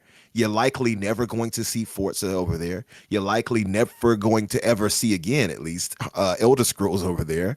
They would be foolish to share that over there. Well, not necessarily foolish, but if you want to entice people to bring them to your platform, to bring them to your ecosystem, I don't think it would behoove you to like, I like using that word too, Hargeet, but I don't think it would behoove you to make it available everywhere, right? No, I think you have to give some exclusivity to that. Microsoft plays. We know what their play is, to bring it to Xbox, PC, and mobile. They don't need any other consoles. I mean, that is the growth in the industry. Phil has said it numerous times. I think you said it. Well, like, we've all said it on this podcast. The ABK deal was strictly like more so for PC and mobile. As much as we hate it because we're Xbox through and through, that's where the growth in the industry is. I think Jim Ryan finally admitted that as well. PlayStation have been bringing their games to PC as well, all that begrudgingly, especially, the PlayStation community don't like that either. But that's where the growth of the industry is. I think everybody needs to make money in this industry. I mean, do you see Nintendo putting Game Pass on their console? Do you see PlayStation putting Game Pass? I don't see anyway. Only Nintendo, Pete. The only one is I feel that would allow it is Nintendo, because they're not threatened. That's why I said I said they would need, and I had to change my wording because they don't need anybody else. They dominate like nobody else when it comes to first party, right? But as far as if they were going to take that step, because Nintendo has notoriously been absent on the third party game side. So maybe if they allowed Game Pass on there, they can get certain games, into their ecosystem that their gamers can enjoy too. It's a win-win for them and Microsoft in that case. I don't think Sony would do it for obvious reasons, right? So, one, their big audience they have is directly paying back into Microsoft. They don't want that. You know what I mean? And especially since now they have their own I don't want to say competitor because it's a shadow of a comparison, but their own service as well. So, but it just clashes, right? But Nintendo, it makes sense. It makes sense. It fits for them. Yeah. Yeah, look, I mean, Nintendo and Xbox have a pretty good relationship. We saw that with Ori and the Blind Forest. It was an exclusive to Microsoft. They didn't need to give it to Nintendo, although it made sense to give it to them. I think it's a win-win for both companies. So they definitely are, do talk in the background. Who knows? I think it'll be more on a case-by-case basis, like the Ori and the Blind Forest situation. I can't see them. I can see Nintendo trying to build up on their networking, and Xbox Live I think is far and above still the benchmark of, but I think Nintendo really need to strive to do better. You've got games like Mario Wonder where they're definitely trying to get people to network and playing co-op. They put a heavy emphasis on that. So yeah, I think that'd be a good direction for them to go. We'll see when the Switch 2 releases. Really interested to see the specs of that. Yeah, that will be interesting to see what it can do and where we go with that. I mean, that's got to play heavily into Xbox would know what's coming, and it's going to play heavily into the deal that they made with Call of Duty. I don't imagine that they would have put themselves in a position where they've got to try to develop Call of Duty for the Switch now. That would be a real tough one. What even do though they do for chat, right? Because do they have anything? I don't think Nintendo has any chat. Do they? No, yeah, exactly. No. And then to also try to put, I mean, it'll probably be Call of Duty Mobile that goes on this, to be honest. Blue. No, I think it'll be the normal Call of Duty because of their next console is supposed to be powerful enough it should be able to play to handle it, right? Yeah. Games. So we'll see. Yeah. So Riskit, the King Thrash guy. This is the guy who brought David Jaffe on his podcast and berated him for having an opinion of God of War, right? Yeah, that's the one. The franchise he created. That is him. That guy. Wow. yeah, he's exactly. the guy. He's the guy. I mean, that's his invite was to. It's called the Round Table, and it's he invited me on there, but like the thing is, you can't when you go on there. It's not like when we have guys from the PlayStation community on here and we actually give them space to speak. You go on that podcast and you ain't getting a word in unless you're screaming at people, and that's just not how I operate. Tough enough to just and dropping N-word bombs every 2 seconds too. Don't forget that part. Yeah. Yikes. Yeah. That's got to be nice and awkward. Well, and then I got to drop the C bombs. You know what I mean? Because that's how we use our C bombs. So he's not going to appreciate that. Blue, I got to jump to you, but look, listen, I'm interested. So, when it comes to third party, do you think you see Microsoft making a shift in the very near future? And when I'm saying near future, so maybe they release a console does well, hardware starts to catch up, not quite there yet. Maybe we get cloud, and then all of a sudden, boom, they're like, we're not going to make another console, and we're going to go all third party. Do you see that happening, or do you think it's more further into the future, or do you see it as a lot of the PlayStation guys, in the community, which are basically trying to push the narrative that every game that Microsoft produces from here on out ends up on every platform? Where are you sitting with it? What were your thoughts on Tim Stewart and Phil Spencer's response? No, I think everything you guys said is spot on. Hargeet, you went down the mobile route, which is also what I was thinking as well. We know that they're actively trying to get into this mobile store, and it's just frustrating when Microsoft has had this issue of kind of talking around issues, right? Or talking around things instead of just giving direct responses or direct information. And they're a large corporation and there's a lot of things going on that, they can't necessarily say A or B. And the FTC has not lifted their fight against the ABK deal either. So I don't know if there's any worry at all about, things that they say to the public because of that. But honestly, everything that we've talked about here, there's going to be exclusives, and then there's going to be a lot that they just put anywhere you can play Game Pass, and that's kind of really what they're going for, I think. Do you think it's I mean, it sort of baffles the mind why the narrative gets pushed. Do you think it's desperate? Do you think that PlayStation guys, it makes it seem like, and this is not how I would want to seem if I was on that side of the fence acting the way that a lot of them do, but from the loudest voices are the ones that are pushing the narrative of the third party. It makes them seem to me desperate for the games that Xbox makes on their platform. Do you think that's where it's coming from? Coming from a place of, I guess, jealousy, Green-Eyed Monster? And honestly, I think it's just a place of wanting to win. Right now, that the problem is, right, we're still too early. Like Starfield, mixed reviews, right? Some people wanted to play it. Some people weren't willing to just buy for one game.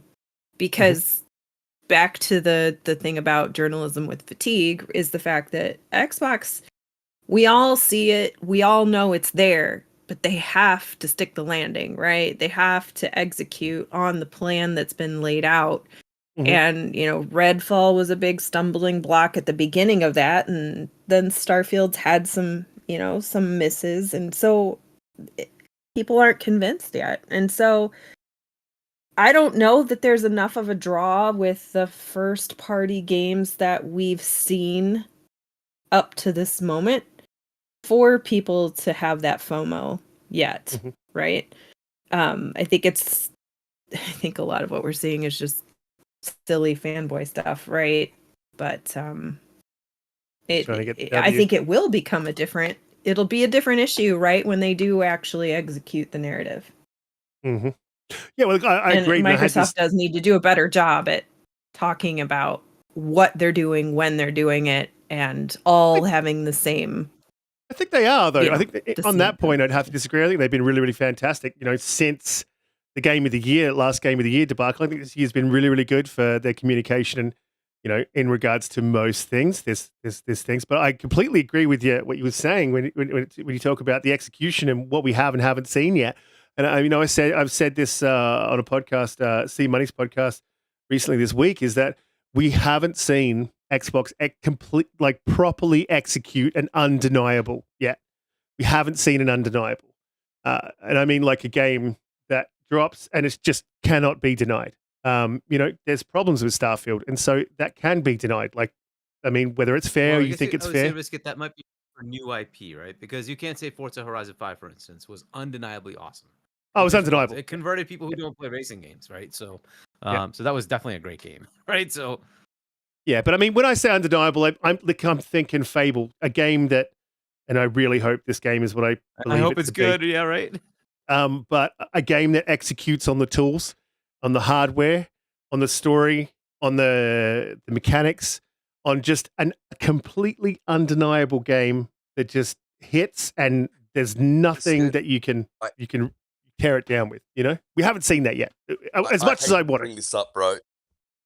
But you said to me yesterday something about Spider-Man. And I don't know if we want to bring it up, but that was like, so I'll throw to you know what I'm talking about what you were talking about in the story with Spider-Man. Do you think that has the possibility of maybe ruining Fable, or meaning it's not as good as it could be? No, dude. I mean, we saw I rolled credits on Spider-Man before I flew up to work yesterday, and I would have given that game a much higher score. It doesn't do much different than the first Spider-Man or the DLC, Miles Morales. Very good. You know, obviously switching between, that's great. You know, the mechanics fantastic. They're a great studio. And I'll just say it. And look, I apologize if anyone gets triggered in the chat. There's things in that story that could be considered too political, and they're inserted for no particular reason. When I say political, I'm talking about, you know, basically how Disney's been behaving lately. And there's no reason for them to be there. No reason. If they fell into the story of Spider-Man in a natural way, as they, you know, in the comics and in the cartoons and then in the game, makes sense to me. But when it's in the game, but it's just not anywhere else within that canon, then to me it just doesn't fit, and you're forcing it. And that to me costs Spider-Man a few points. Then you look at Fable, all you need to do is look at that trailer. I mean, right at the end when he picks her up, she looks at the camera and goes, "Oh," and then the Fable flies out, right? And that is just perfect Fable. Yeah. That game needs to have that, you know, irreverent humor. That humor that Britain is very, very famous for. And I just worry, mate, with the way the world is at the moment, and, you know, having to step on eggshells when it comes to jokes and things like that, that it has that the possibility of them not making a Fable game. That's a fair point. I'm actually wondering about that with GTA. I'm wondering how much. I was thinking the exact same thing. But yeah. Today's politics and agendas will influence it. I wonder. I hope they fight back like South Park in a way. I hope that they don't. I hope so. I doubt it too. If they do, Umbra, It's going to sell millions of copies anyway. But if Oh they yeah. do, And they Fable, will I show guarantee, the won't gaming do world that. how much They it won't fight sells. back. Yeah. Oh It's no, Microsoft, Fable. right? Oh yeah. Fable Fable was won't done because for. Yeah. Fable won't because they live in London. London's broken now. The UK's broken. Sorry to It's all not our even UK. London. mean, It's like it's a Microsoft thing, right? They want to like expound their was it DEI score, whatever. They're one of those top companies when it comes to the diversity Yeah. stuff, right? So I just Yeah. don't see it. I like they're going to play that game. They're going to do that. Yeah, but listen, I mean, okay, let's talk about it. So that shit doesn't need to be in video games. It's permeating in through all media, and what I see, and I very much straddle. If you want to talk a little tiny bit of politics, I don't. Everyone will tell you on the panel that I do not lean left or right. I sort of straddle the fence, pretty hard, and I'll pick and choose what makes sense to me, right? But what I see is it's not just people on the right or in the middle. It's also people on the left that are getting a little bit sick of this bullshit being rammed down our throats on a constant basis. Like it's just I think everyone's a little bit tired of it, and my hope is that by the time Fable comes out, they'll either just ignore that bullshit and just go ahead and do their thing, or that I don't think they're going to fight back. They're never going to push back on that, but I hope they leave it out. I hope they make that conscious decision to say, this is not a game that is politically correct. And so let's leave that PC bullshit at the door. And maybe not push the envelope, but I hope they leave the PC bullshit at the door with Fable. With GTA 6, that's a great question, and we could jump into that topic because it was announced, but give me 2 seconds, and what I will do is I'll read out these super chats, and then we'll jump onto that because we got a couple of questions as well. So before I do that, obviously, guys, please hit the like button. If you are new, just bang that like button. It takes 2 seconds. Helps us out greatly. And if you are new, hit the subscribe button. We go live 7 p.m. EST every Friday. And if you're in the east of Australia, that is 11 a.m. And in the West Coast, Best Coast, that is 8 a.m. And if you didn't know, I am on the West Coast because it's the best coast. We got Kayasani with the $5 super chat. Absolute champion. Great friend of the show. Great friend. Love talking to Kay. Said salute to the chat and panel. Congrats on the 100 episodes. Thank you very much. Really appreciate it, mate. You're a legend. Enigmatic Dreams with the $2 super chat. He said the answer is buy Capcom. Xbox buys Capcom for Resident Evil. Look, I know Hargeet would probably disagree with that, but I'm with you, man. I'm with you. It's never going to happen, but I'm with you. Victor I co-signed the Capcom thing too, as many people wouldn't know. But I do agree with Hargeet. If they grab Square Enix, that would be such a heavy blow to Sony. Oh yeah. Well, I mean, it really would. Based on the quality of their games, not so much. But yeah, I don't want them. I think it's the statement. Quality, yeah. They're decent quality, but it's the statement, right? It's that specific jab to them. Like, yeah, you were using them for your de facto exclusivity, right? But not anymore because we get those too. Yeah, that would be cool because they sort of do need that kick up the ass to say, stop leaning on the third parties. If you're going to play this game, play it from your own studios. Victor Alliston with the $2 super chat said, do you see a future of consoles built into TVs? And I did see this, and thank you for the subscription, Victor. Really appreciate it.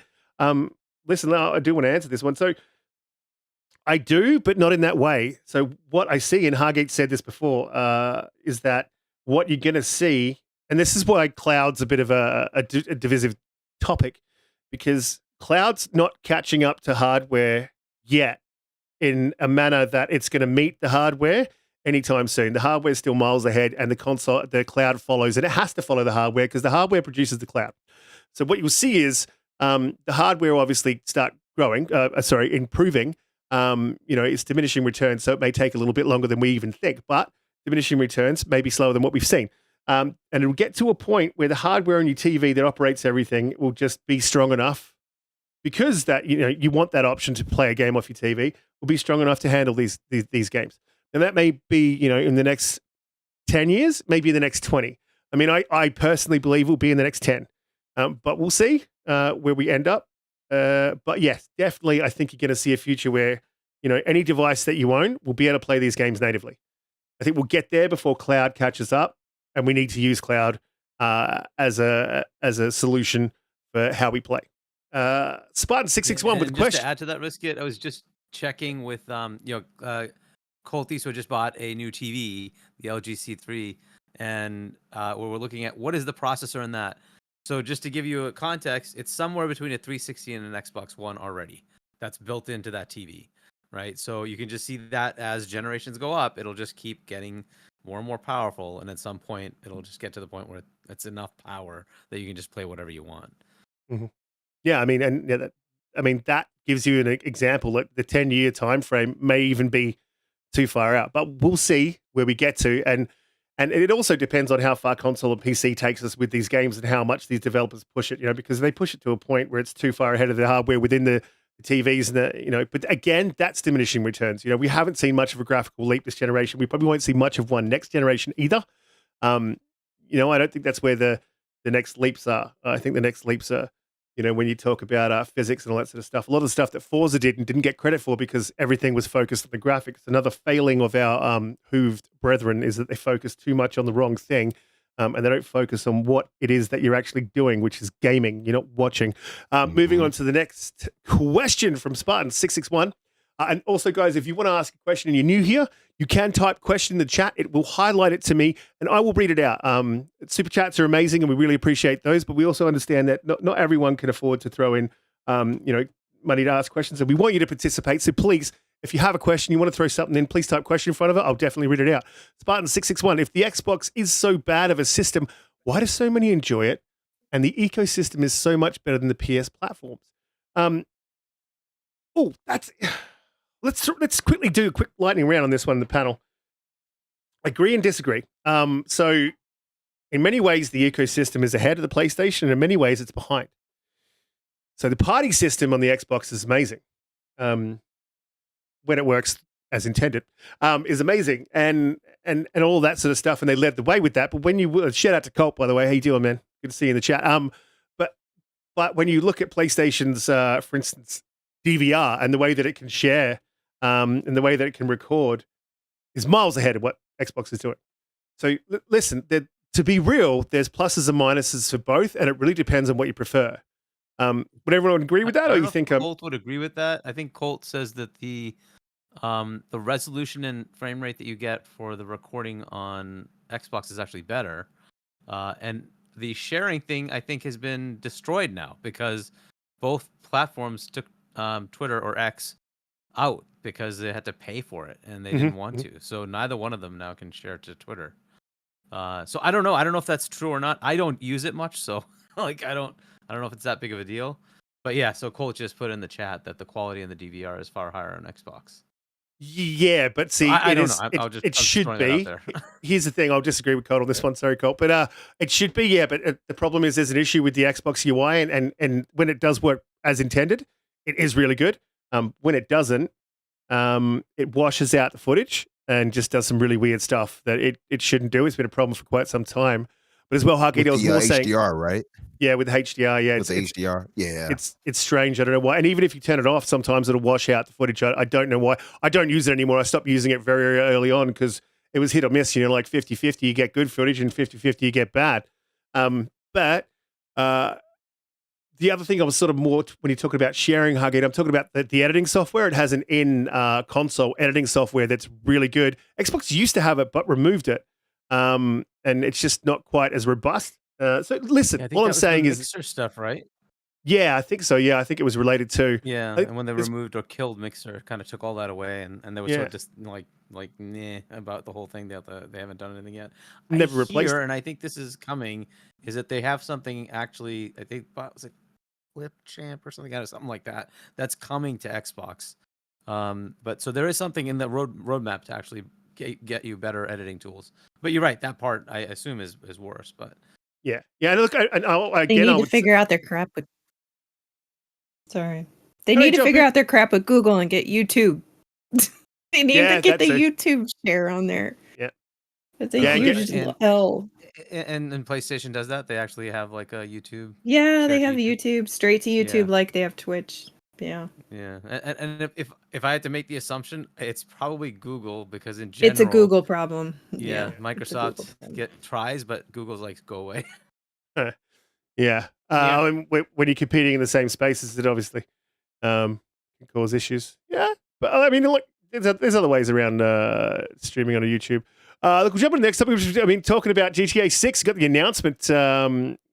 The announcement of the announcement. This is what I love about the gaming industry. We'll announce that announcements are coming. I wonder if we'll ever get to a point where we announce that announcements are going to be announced about the announcement.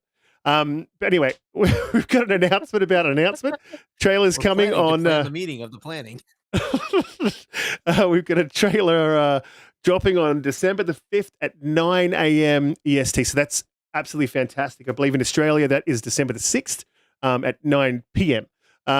So that's going to be awesome. Very interesting. What do we hope to see? What are we looking for? Umbra, you had some thoughts. We didn't quite get them fleshed out. So what are you hoping to see with Rockstar's latest edition of GTA 6? And what are you hoping not to see?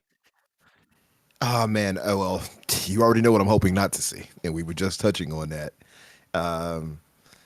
Shout out, by the way, to their trailer work, because Rockstar does trailer work, I think, especially great. Like, I think they're one of the best in the business. And I was posting about that earlier with Stevie Wonder's Skeletons, which I had to shout out. And, it's a bit of a way for me to express myself by singing Riskit. So, just saying. But no, like, seriously, that Skeletons one for GTA 5, still one of my all-time favorite trailers of all time. With the skeletons in your closet. I just love it.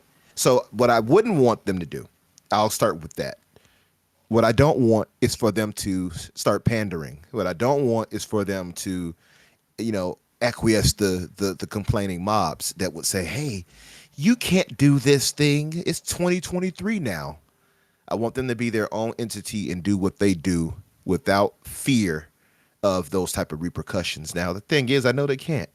I think we're in a landscape where they will be punished if they do. But I want them to be that bold outlier to do so. I mean, this is how they've come to where they've come to, though. To be fair, Rockstar built their foundation off of being anti. You know what I mean? Being the anti-PC. I don't want them to go away from that. I want them to be the Rockstar of old when it comes to that, and that's why I mentioned the South Park thing, because South Park very much, Trey and Matt, they both very much are the anti-culture when it comes to that. They'll mock and make fun of both sides of it when it comes to that, but they don't acquiesce to agendas out there. They put themselves out there to make fun of everybody, and that's what I want Rockstar to stay true to. It's been 10 years, and to Colt's point right there, back in 2013, he said they fought against the media when they were upset about Lindsay Lohan and stuff like that. That's right. And now it's 10 years later. I'm just wondering and worried a bit that the landscape we're in and how quick people can be canceled and companies and things of that nature. I'm wondering just how much that's going to influence what they can give us. That's one. I don't want them to acquiesce to that. I want them to, fight against that and just be themselves, be the Rockstar of old in a sense, in a way. In fairness, like you said, though, they've got a hit. I mean, since they started releasing, well, not the first one because the first one was a top down, but like since they started making the 3D big AAA GTAs, they've always satirized what's happening, and if they satirize what's happening now, that could be great, like absolute greatness. It could be. I agree. Could you make a character like Trevor in GTA 6? Honest question. Oh, definitely. Yeah, you could. I don't know if they could now. Like I feel like. Yeah, that's my worry, right? That they'll go away from that. That's my worry. Yeah, so the problem is, Umbra, Yeah. they have lived off the negativity. Like, remember when I think it was GTA 3 came out and you could, sleep with a prostitute and then rob them, get your money back. I mean, that blew up. It was massive. Like the old slip and dip, as they called it, huh? Yeah, the mainstream media. I remember it being on the news how disgusting things like that were. I remember too. And what that did is it made more people buy the game.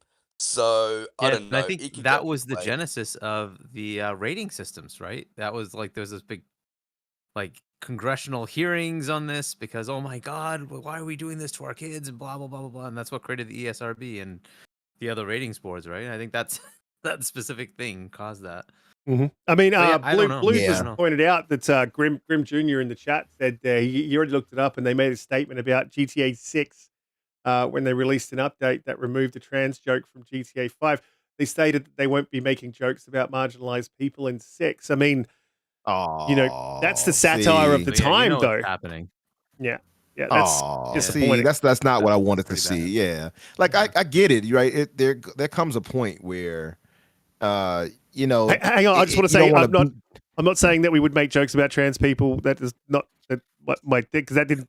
I just listened to myself and I was like, hang on a minute. Then you have to define what is a marginalized group, right? And then everybody will say, I'm marginalized in some way. It's like, come on. Yeah. To Riskit's point, he's not saying that he's going to, want them to make fun of the trans community either. Just saying. I think comedy wins when you are able to make fun of everything. Yeah, I really do. I don't think there should be a limit on what you can make fun of. And these are my worries. That's my worry too. A lot of people have become snowflakes, really, at the end of the day. Yeah, I think of like movies I get it. Go ahead, sorry. No, so I was going to say I get it, right? I get that you don't want to punch down. I get that idea. I'm part of the marginalized, right? But I think though when it comes to people are below you and everybody is equal, it doesn't matter. Like, well, see, that's an ideal though, right? So ideally, yeah, we are equal.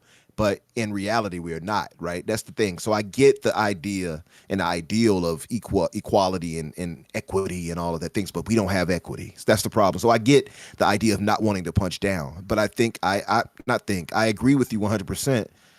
Somebody mentioned Dave Chappelle. Dave Chappelle is a prime example of somebody who swings at everybody, right?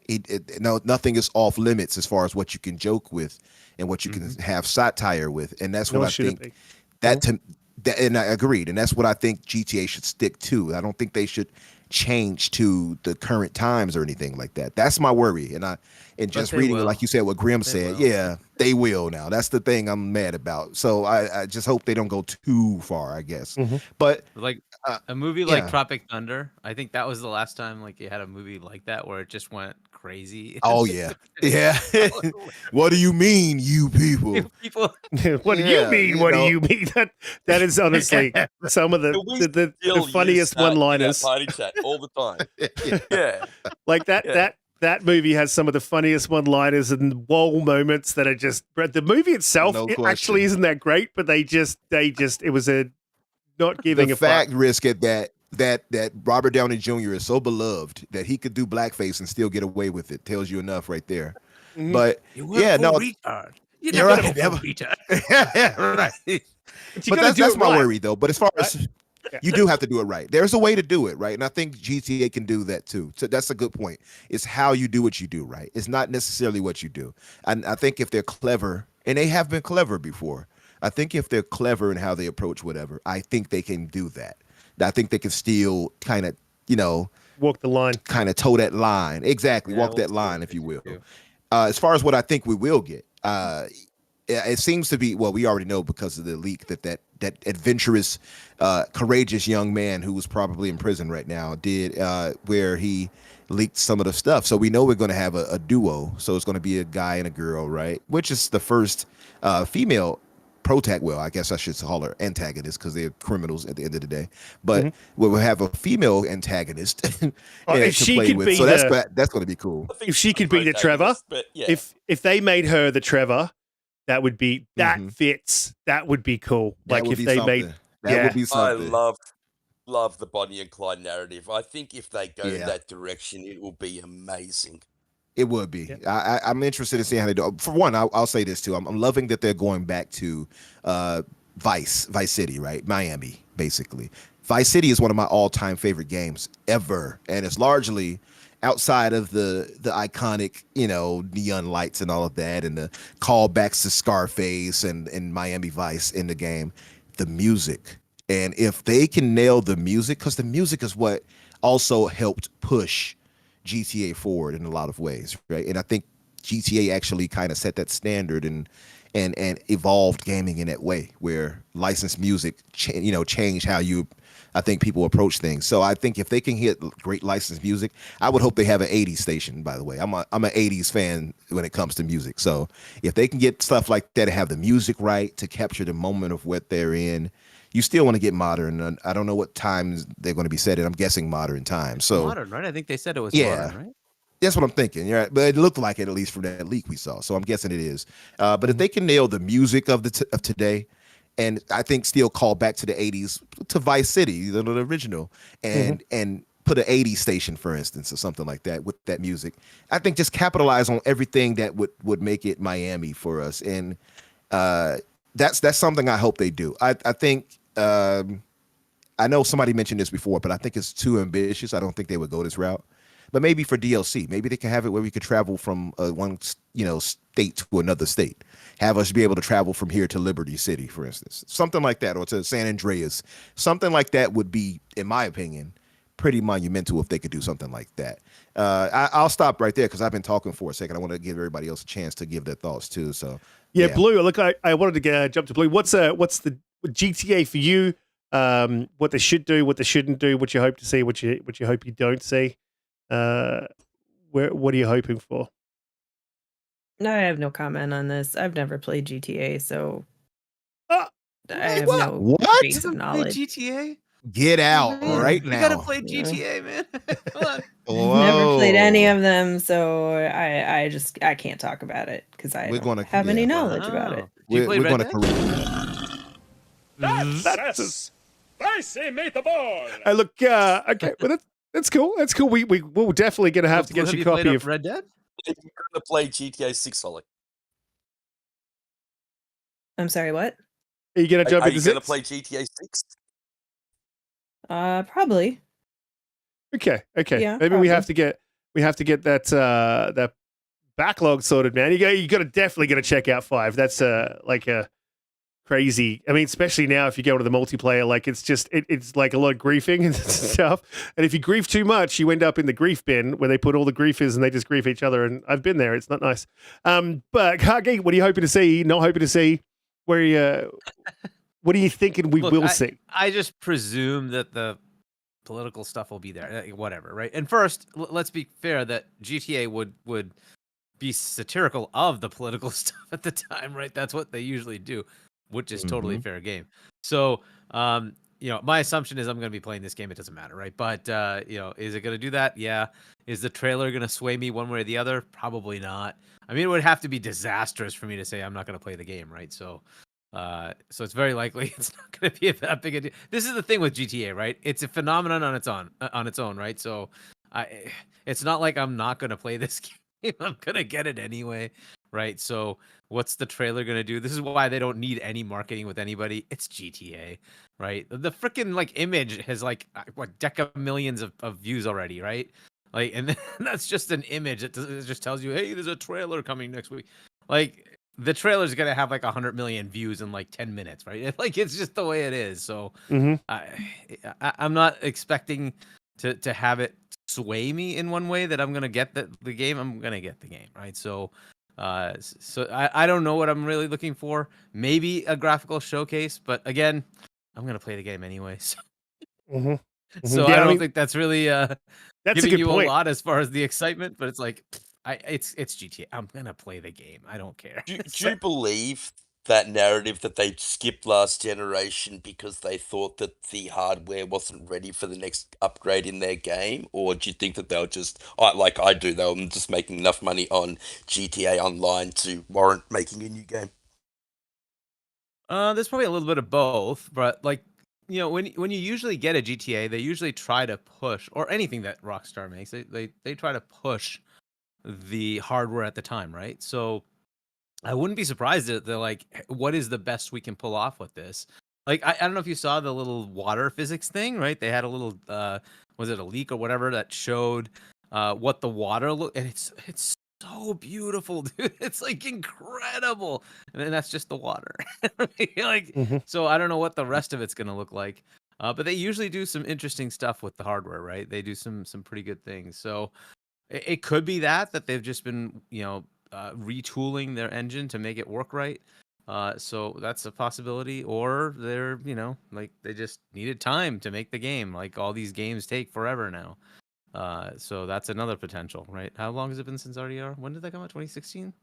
When did that come out? 17, 16? I mean, and what they did What with made GTA 5 for me was that you could go play tennis, you could jump on a jet ski and go jet skiing, you could go jump on a bike and go bike. Like the level of choice that the player has, they just put you into a world and they let you, you know, just live however you want. Like you watch crazy videos where people will obey the road rules, you know, they won't run any red lights, and it's like I think that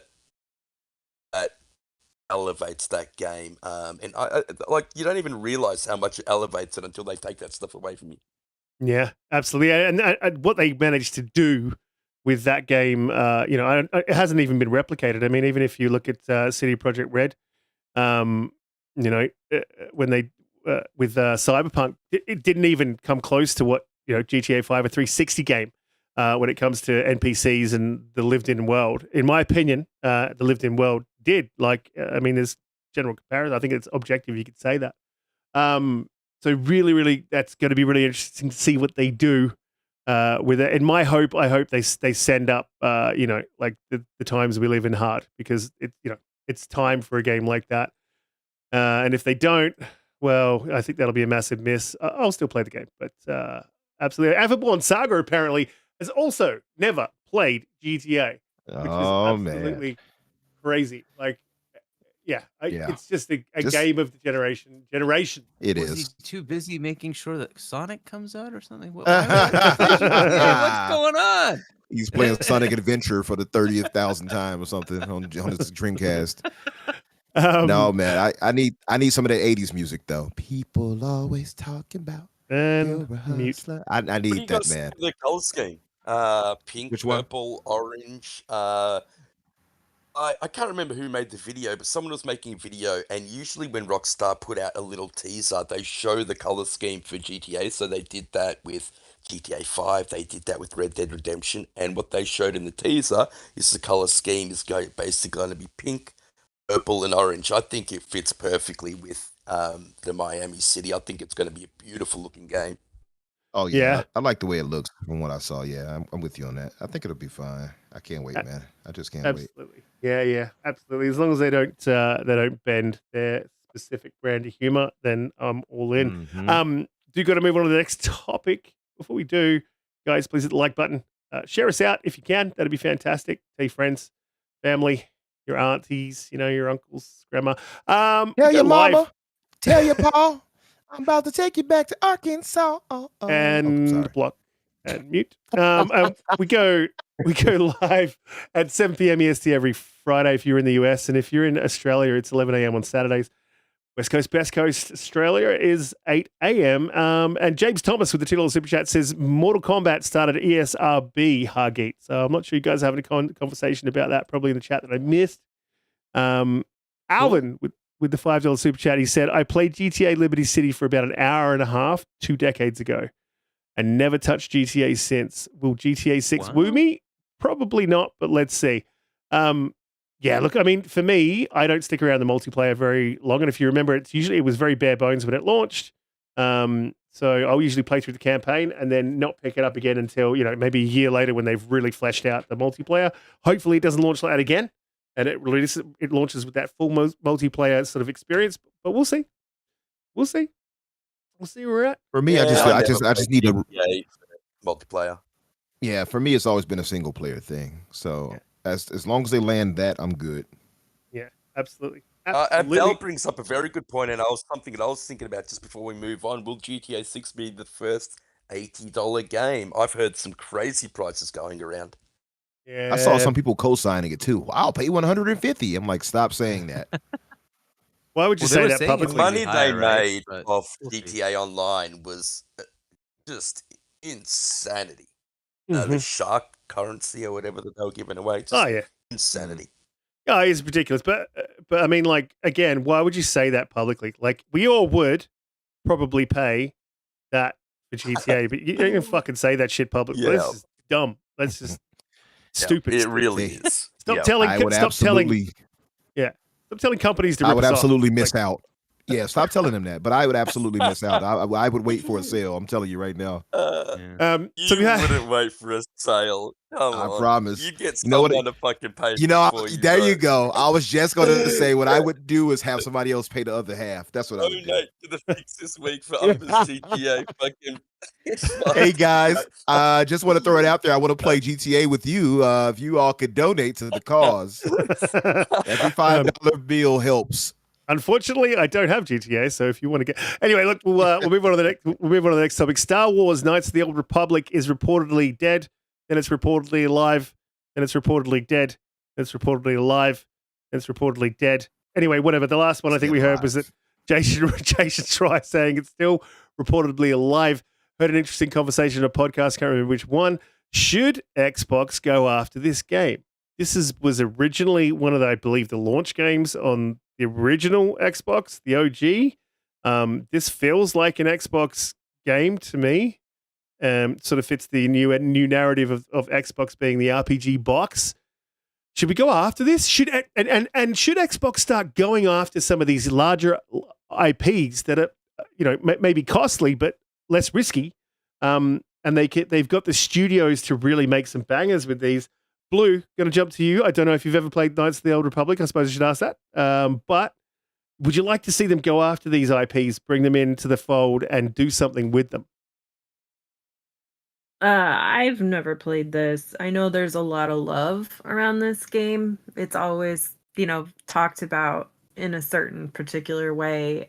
It sounded like this game is only as good as the console backer is willing to pay, because it sounded like Sony had kind of faltered on wanting to financially support it, and that's what's that? Cost, yeah. I was just saying, faltered on cost, yeah. So it sounded like Sony had kind of pulled the funds or put it on pause or something like that, and that's why it's maybe not going full bore. And I think Jason said there's like 2 people working on it still.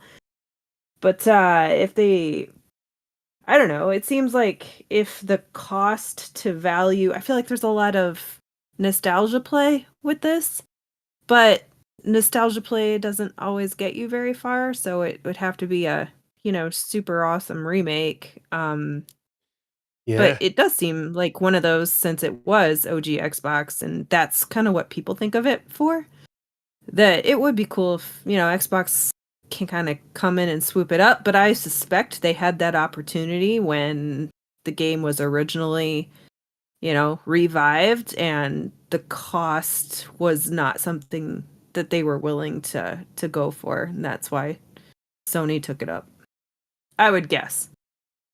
You want Xbox to go after it? Make that statement. I don't care.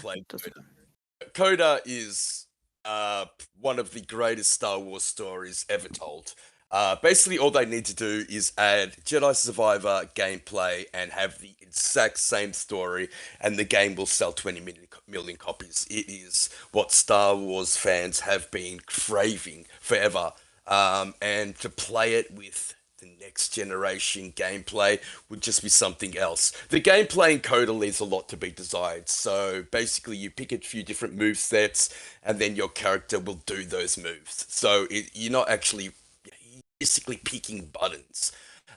So it doesn't feel fluid or anything like that. But what drives that game forward, what makes it so loved, is that story is absolutely amazing. And Darth Revan, one of the best characters ever introduced into Star Wars lore. Yeah, just an amazing game. And I don't even know why this is a topic, because the answer to the question is just 100% yes. Let's move on. Pay whatever the fuck you need to pay.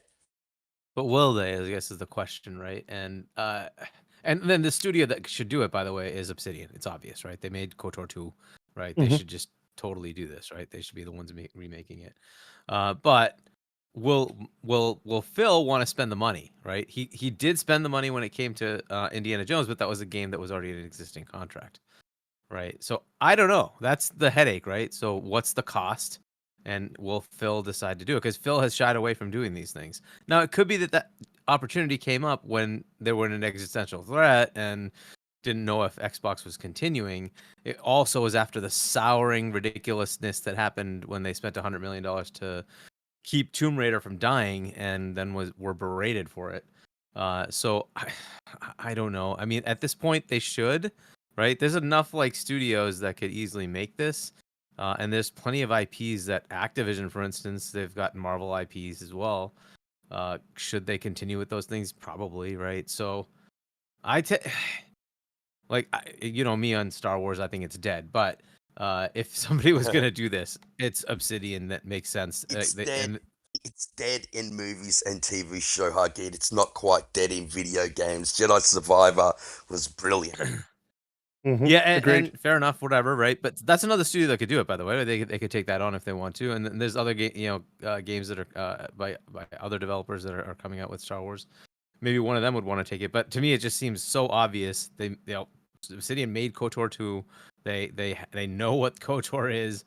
They could easily do both of those, like remake both of those, and then also maybe work on a KOTOR 3, right? And that would be a great potential for Obsidian as another game after Outer Worlds and Avowed come out. Yeah, so, Obsidian would be the obvious, right? They would be the obvious ones who we would want to grab a hold of this IP. It is so karmic, if you will, for this to fail after the slap they gave us by making it, timed exclusive to PlayStation. By the way, how poetic and karmic justice-wise is that? Yeah, right. It filled me with some type of joy I don't know how to explain. But I would say the thing is, I don't think any of us had any faith in Aspire anyway. Like, we saw them, we're like, who the hell is this? So to me, I think it's just nature balancing itself out. So this is a good thing in that way too. Maybe they won't flub the game and cause a disaster with it. So now we can actually get a quality team to make this game. And I would hope that, maybe Obsidian could do it. What were you going to say? Is Aspire Embracer? Aspire. I don't think they are. Let me check to make sure. I don't think they are, though. Let me just check. Yeah. Let's see, Aspire. Yeah, I think Aspire is Embracer. I think. But they're not the ones that you want to see do this, that you would ever want to see do this game. And Saber is part of Embracer, right? Yeah. So they are Embracer. Saber Interactive. Okay. But wait a minute, Aspire is though, or is it just Saber? Yeah, Aspire is owned by Saber, which is owned by Embracer. Okay. So, and right now, we just got a few Embracer games coming in over the next couple of months. We got Remnant and Remnant 2. We got Tomb Raider coming in. So other Embracer games are coming into Game Pass. I'm wondering if there is like some talks with Xbox and Embracer to sort of give a rescue package to them. But I mean, if this could be one of the options. If it's that, I mean, I would want to see thrown into the deal. We'll take Crystal Dynamics off your hands. Maybe we'll give you a $1 bill. We'll give you $1 bill for Eidos, Montreal, and Crystal. And because that's them making, I think, 700 mil profit off that deal. And while we're here, we'll take that KOTOR IP off your hands, and we'll do something with it. Now that to me would be like just heaven. I mean, I think, did I scream that into the camera at FanFest? I'm pretty sure I did. Hopefully they listen. Well, I mean, I don't think they could take the IP from them because the IP is obviously owned by Disney, but I think it could be a co-publishing deal where it just helps both parties, right? They were already going to do it anyway. Saber, I think, was going to publish the game, and this way they could just say, "Hey, we'll have Obsidian and Xbox and Saber will both co-publish, and that way they can make some revenue off of it, right?" So get behind that it. makes some sense. I mean, Disney, you're right, are the holders of the IP, so you're right. They wouldn't be able to. It actually would revert back to them if they sold them off or something like that too. So, but I mean, but Disney, you'd be like, "What the hell's going on?" Wouldn't you? In the background, you'd be like, "What the hell is going?" Just before I jump back to you, Umbra, I just want to ask Hargeet a yes, no answer. So, if KOTOR is remade, are you going to play it? No. Damn it, man! I'll work on you, Umbra. Yeah, would I play it if it's remade, like by a quality No. team? You get. I was just cutting you off. I didn't want to cut you off, but I had to ask Hargeet that question. Yeah, back to where you were headed. Wait a minute, is why was that a specific question to Hargeet though? What was that about? Like he doesn't like remakes. You don't like remakes, Hargeet? He won't play anything. No, Star Wars is dead. I have Yeah. disengaged with Oh, Star that's Wars. why. Okay. 100% disengagement. I will not touch. Oh, Star Wars. wait. Hargeet, have you played Jedi Survivor? No. My No. man. Oh, Yeah, I've been Hargeet. telling him, bro. I've been telling him Star Wars is alive in the gaming Yeah, industry. it is, brother. You Nope, got to it try would just that out, make me that Hargeet. much more annoyed. Like I will not touch it. Hargeet, you missing I out. will I not. loved it. I will Oh, not touch it. man. Okay, so I see now why you asked him that. You missing out, man. It's like with people, Yeah, one man. of his joyous moments was one of those moments in Jedi Survivor. I'm with you on that. 100%. Hargeet, I Made me played so half of proud. Survivor and I stopped because I didn't care. So you're fine. You're fine. No, think Survivor is game of the year. it- That's okay. Okay, it's a That fucking was amazing game. blasphemy. that is That's pretty another blasphemous. spicy meatball, but I was too late to get to the thing. Yeah, like, that's your third spicy meatball today, Hole. It is. Spicy meatball. She chose Yeah, violence. yeah. She chose violence She today. chose violence today. Yeah, she did. I'm a little stunned by that one, but that's all right. She's about to be my wife, and it takes two, so I have to, deal with her for now. nice. And her It'll ways. be nice, man. Yeah, I gotta Happy be nice. Deal? Did you Happy just wife? say deal? I mean, I get the honor of dealing with you. Mm-hmm. You'll get that payback later. That's a No, great but it's- game, by the way. Very, Oh, very it good is. game. It's a great game. I got far in it. I just stopped, and now it felt awkward playing with my nephew as the wife. I'm like, nah, I don't like you playing against my wife. So yeah, thank you, Holly, for helping me out here. But no, seriously, getting back though. No, I mean, again, for me, if you get it to the right people in the right hands, the game can be great, and I think Obsidian is the one to do the job. I don't think they would be against it either, from what I've seen. It just that they have other projects in a way right now, so it would be something that would be years out. That's the problem. I'd be happy for that. If it's yeah, take your time, right? Take your time, but that's the only I mean, thing they we could wouldn't get get the it initial immediately. phases, right? Like Avowed Mhm. maybe coming in, the coming year or so, right? If that's the Yeah, case, I believe it they is. get set Yeah. up the paperwork and then start putting together a team, right? So hey, yeah. Yeah, Look at it. I'm with you. I'm with you on that. Yeah, just take your time on it, get the quality teams on it, and I was actually surprised that Disney agreed to allow like Aspire to do it. I'm like, they're like that's a pretty beloved franchise, just with Knights of the Old Republic Yeah. itself, and I didn't think they would Disney have let been some doing a lot of unknowns that. people do it. And passing Yeah, but on like, the Star Wars IP to other people. Remember that EA had that 10-year plan, and then that Mhm. just didn't go well. Like, and EA just didn't do the Star Wars IP justice at all until they were forced to with both Jedi Survivor and I can't with great favorite game yeah. before that as well. And Battlefield, Battlefront 2 launched terribly. I mean, they might have made it into a good game afterwards, but it launched terribly. So I think it's a good idea to pass it on. The problem is KOTOR was made when BioWare were at their absolute best, when they were the epitome of storytelling in the gaming industry. Yeah, but They I would. made KOTOR, Jade Empire, Dragon Age Origins, Yeah, but I and would Mass argue. Effect, all I would argue one two's after the better. other. Like 2 was better, and that was Obsidian. So, I mean, you don't want to. Yeah. No way. Yeah, No definitely way. 2's better. Some people see it. Absolutely no way. Some people see it the way, but my thing though, Pete, is that it's a relative unknown, right? Aspire. You had Dice with Battlefront; they were known. You had Respawn with Jedi Survivor and Jedi Fallen Order. So those are like well known and industry leading talent inside of that. That's why I could see Disney saying, "Yeah, we'll go to you for this." But Aspire, that just seemed odd to me, that pairing right there. So that's why I say agree. that. I agree Like, 100% with that. Yeah, why would you give it to them? Yeah, Outlaws the same. Ubisoft, that's looking really True. good as well. Cannot wait for that game. Very I different, agree. so you're not going to get to use lightsaber, but love the look of the character, love the look of the world, love the time period, love the fact that you could finally ride a speeder. Yeah, really cool. Yeah, I love it too. I love the whole 80s aesthetic they gave her with the hair and all of that. It looks dope. Or kind of 70s, I guess, with her hairstyle to play off of Han Solo. So I like all that, man. I think it's going to be a good game. I would like to see that sort of a vein, more of a Final Fantasy VII remake, where it sort of keeps some of the elements of the old school RPG, but like insert some new, more actiony type, modern, more modern mechanics. Yeah, I mean, I think you have to, and that's going to be the hard part about walking that line and getting that right. But Final Fantasy VII did it apparently very well. I haven't played it, but from everything you hear and see, most people love it. Listen, guys, we do have to wrap the show. We're like two and a bit hours over, and I didn't realize as well, guys, that the video footage had stopped because I've only got 2 screens. I normally run 3 and keep an eye on everything, and I didn't realize I didn't have it on loop. So apologies that you were staring at a screen that was just stopped for quite some time, so my bad. But 100th show, man. Like, I can't believe we're here. Guys on the panel are absolutely amazing. Guests, absolutely amazing. You guys in the chat for supporting us, for these years has been just really humbling, and we appreciate every single one of you guys that come through.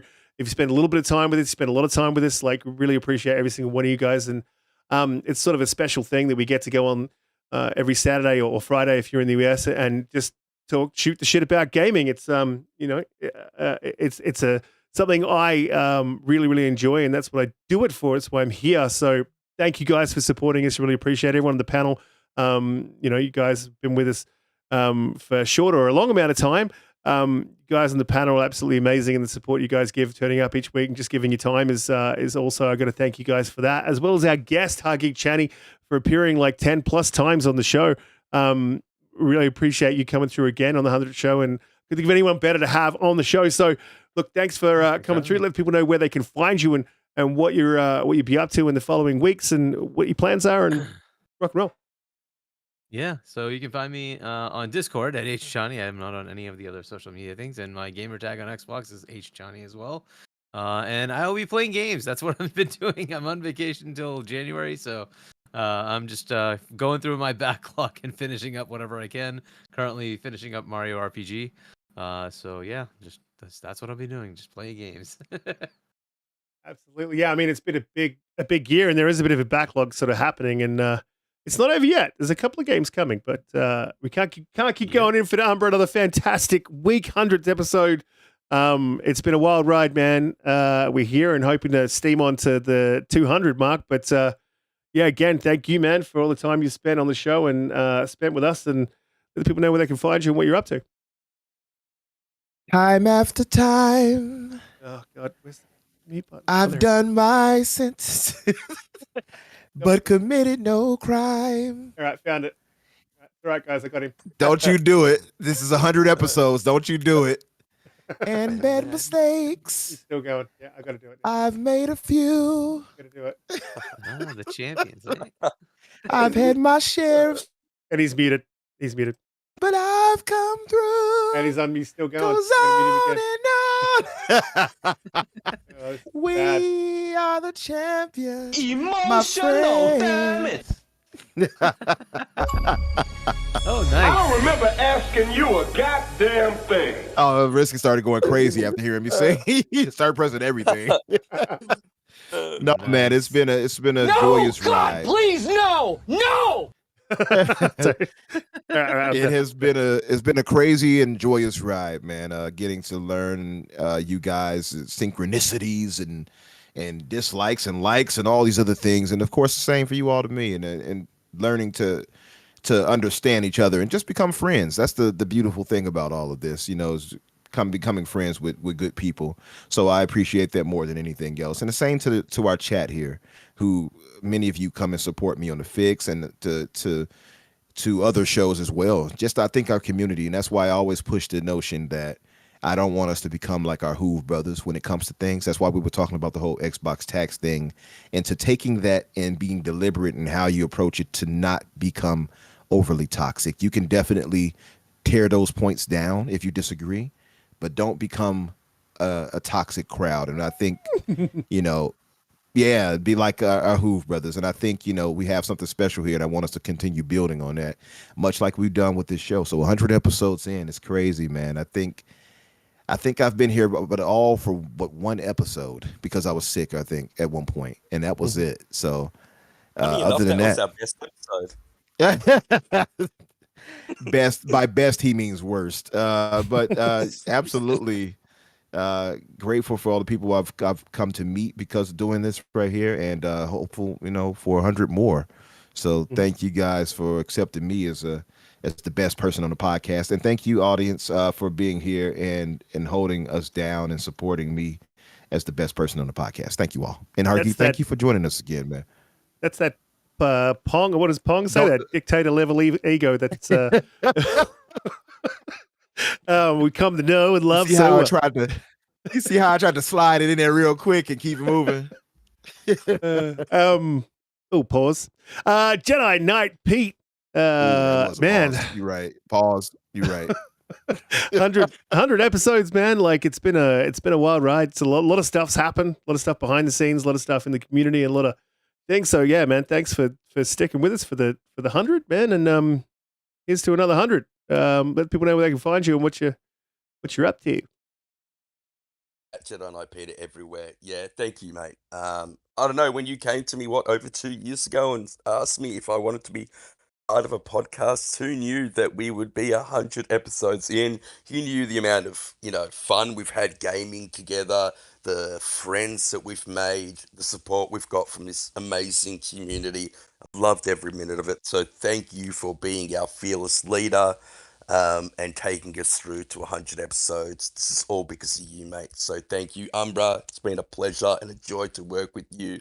Holly, I know you're only new, but it's been so much fun since you've been on the show. So thank you. And Hargeet, you're pretty much part of the panel, brother. Like, honestly, you always come through for us when we need you. Always last minute. And you've just been amazing.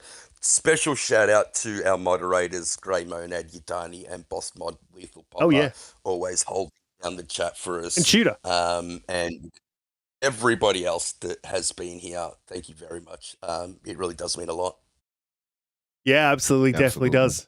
Yeah, I forgot about our moderators, which is just absolutely egregious. Yeah, moderators, you guys have stuck with us the whole time. You hear us every time you can. I know guys aren't here every week, but you hear every week you can be. And special shout out to the silent member of Xbox Infinite as well, Grey Monad, who is with us on the show every week in spirit and moderating the chat. Mm-hmm. So definitely shout out to him as well. And much Blue, love, Grey, and also moderates on mine as well. Him and Yodani. So thank you both. Appreciate you guys. Mm-hmm. Blue, recent addition to the show, but extremely valuable one. And the show has been much, much better for your presence. So we appreciate you. I appreciate you. Thanks for spending the time that you have with us. And again, as I said to the other guys, here's to another 100. Let people know where they can find you and what you're up to. Yeah. Just want to take a quick second and say thanks to all of you guys for, letting me be here and chill out with you and talk games, which is some of my favorite things to do. So I am ThatBlueNumber everywhere: Nintendo, PlayStation, Xbox, and on Twitter. And I'm also on the Renegade Realm podcast on Tuesdays at 5 Central Time, and just hanging out in the chats like you guys talking. And maybe on episode 200 I'll get a wrench in the chat too. That'll be cool. What's a wrench? Oh wait, you're not modded on here yet? Oh my God, she's not a moderator. Oh wow. Yeah. I'm not mad about it. It just lets you guys do all the work, so that's fine with me. Cannot give Holly too much power. She is evil, just like Damn it. Oh man, I didn't even know. I didn't even know called either. it out a long time ago. Oh hell yeah! No, it's good. It's good. You guys do the work. I'll chill. It's fine. Oh, we don't do any moderating. We don't get the sex spots that much anymore. Yeah, used to get them a lot. Okay, so show 200. You said we'll book it in. We've had a couple of super chats come in. Alvin with the $2. He said, "If I can be a good guy in GTA 6, he's all in." All right. Well, I mean, they're not generally that, so we'll see. We'll see how you go. Yeah, that's not happening. You won't be playing GTA if that's what you thought. Yeah, I mean, it's Grand Theft Auto. If you can't steal anything, what are you going to do? Yadani Quizada with the $2 super chat says, "It doesn't have much dollars after getting fined, but much love." Thanks, man. Look, we appreciate you moderating for us this time, Yadani. So really appreciate you being here, man. And Blue, if you say something in the chat, there you go. I can moderate you. Me, I've had a very busy, crazy couple of weeks and life at the moment because I've got a little newborn. But I am looking to level up the show, so I'm doing work behind the scenes. I haven't been gaming as much lately because I've been spending time with family, on the leveling up the podcast behind the scenes. I'm trying to make it a little bit more engaging for you guys and add as much value. It sounds very PC 2023, but I'm trying to add as much value as I can to make it something that you guys want to stick with and come and see every week. So I am working on that behind the scenes. I appreciate every single one of you guys in the chat that have stuck with us for these 100 episodes. People who are new, people who are old, guys, you're all welcome here. If you are new, hit the subscribe. We go live 8 p.m. Anyway, we'll do that again. And this week, man, there's a lot of shit on Game Pass, so I'm going to start railing through the stuff on Game Pass. And if you know me and you know I love my RTSs, and Dune Spice Wars drop, so I'll be playing that a fair bit. If you want to find me, you can head down in the description, find any one of our guests, any one of our panel members, click their links, follow them, check out their shows, check out Renegades, check out Fix, and we'll see you all next week. Later, everyone. See you guys.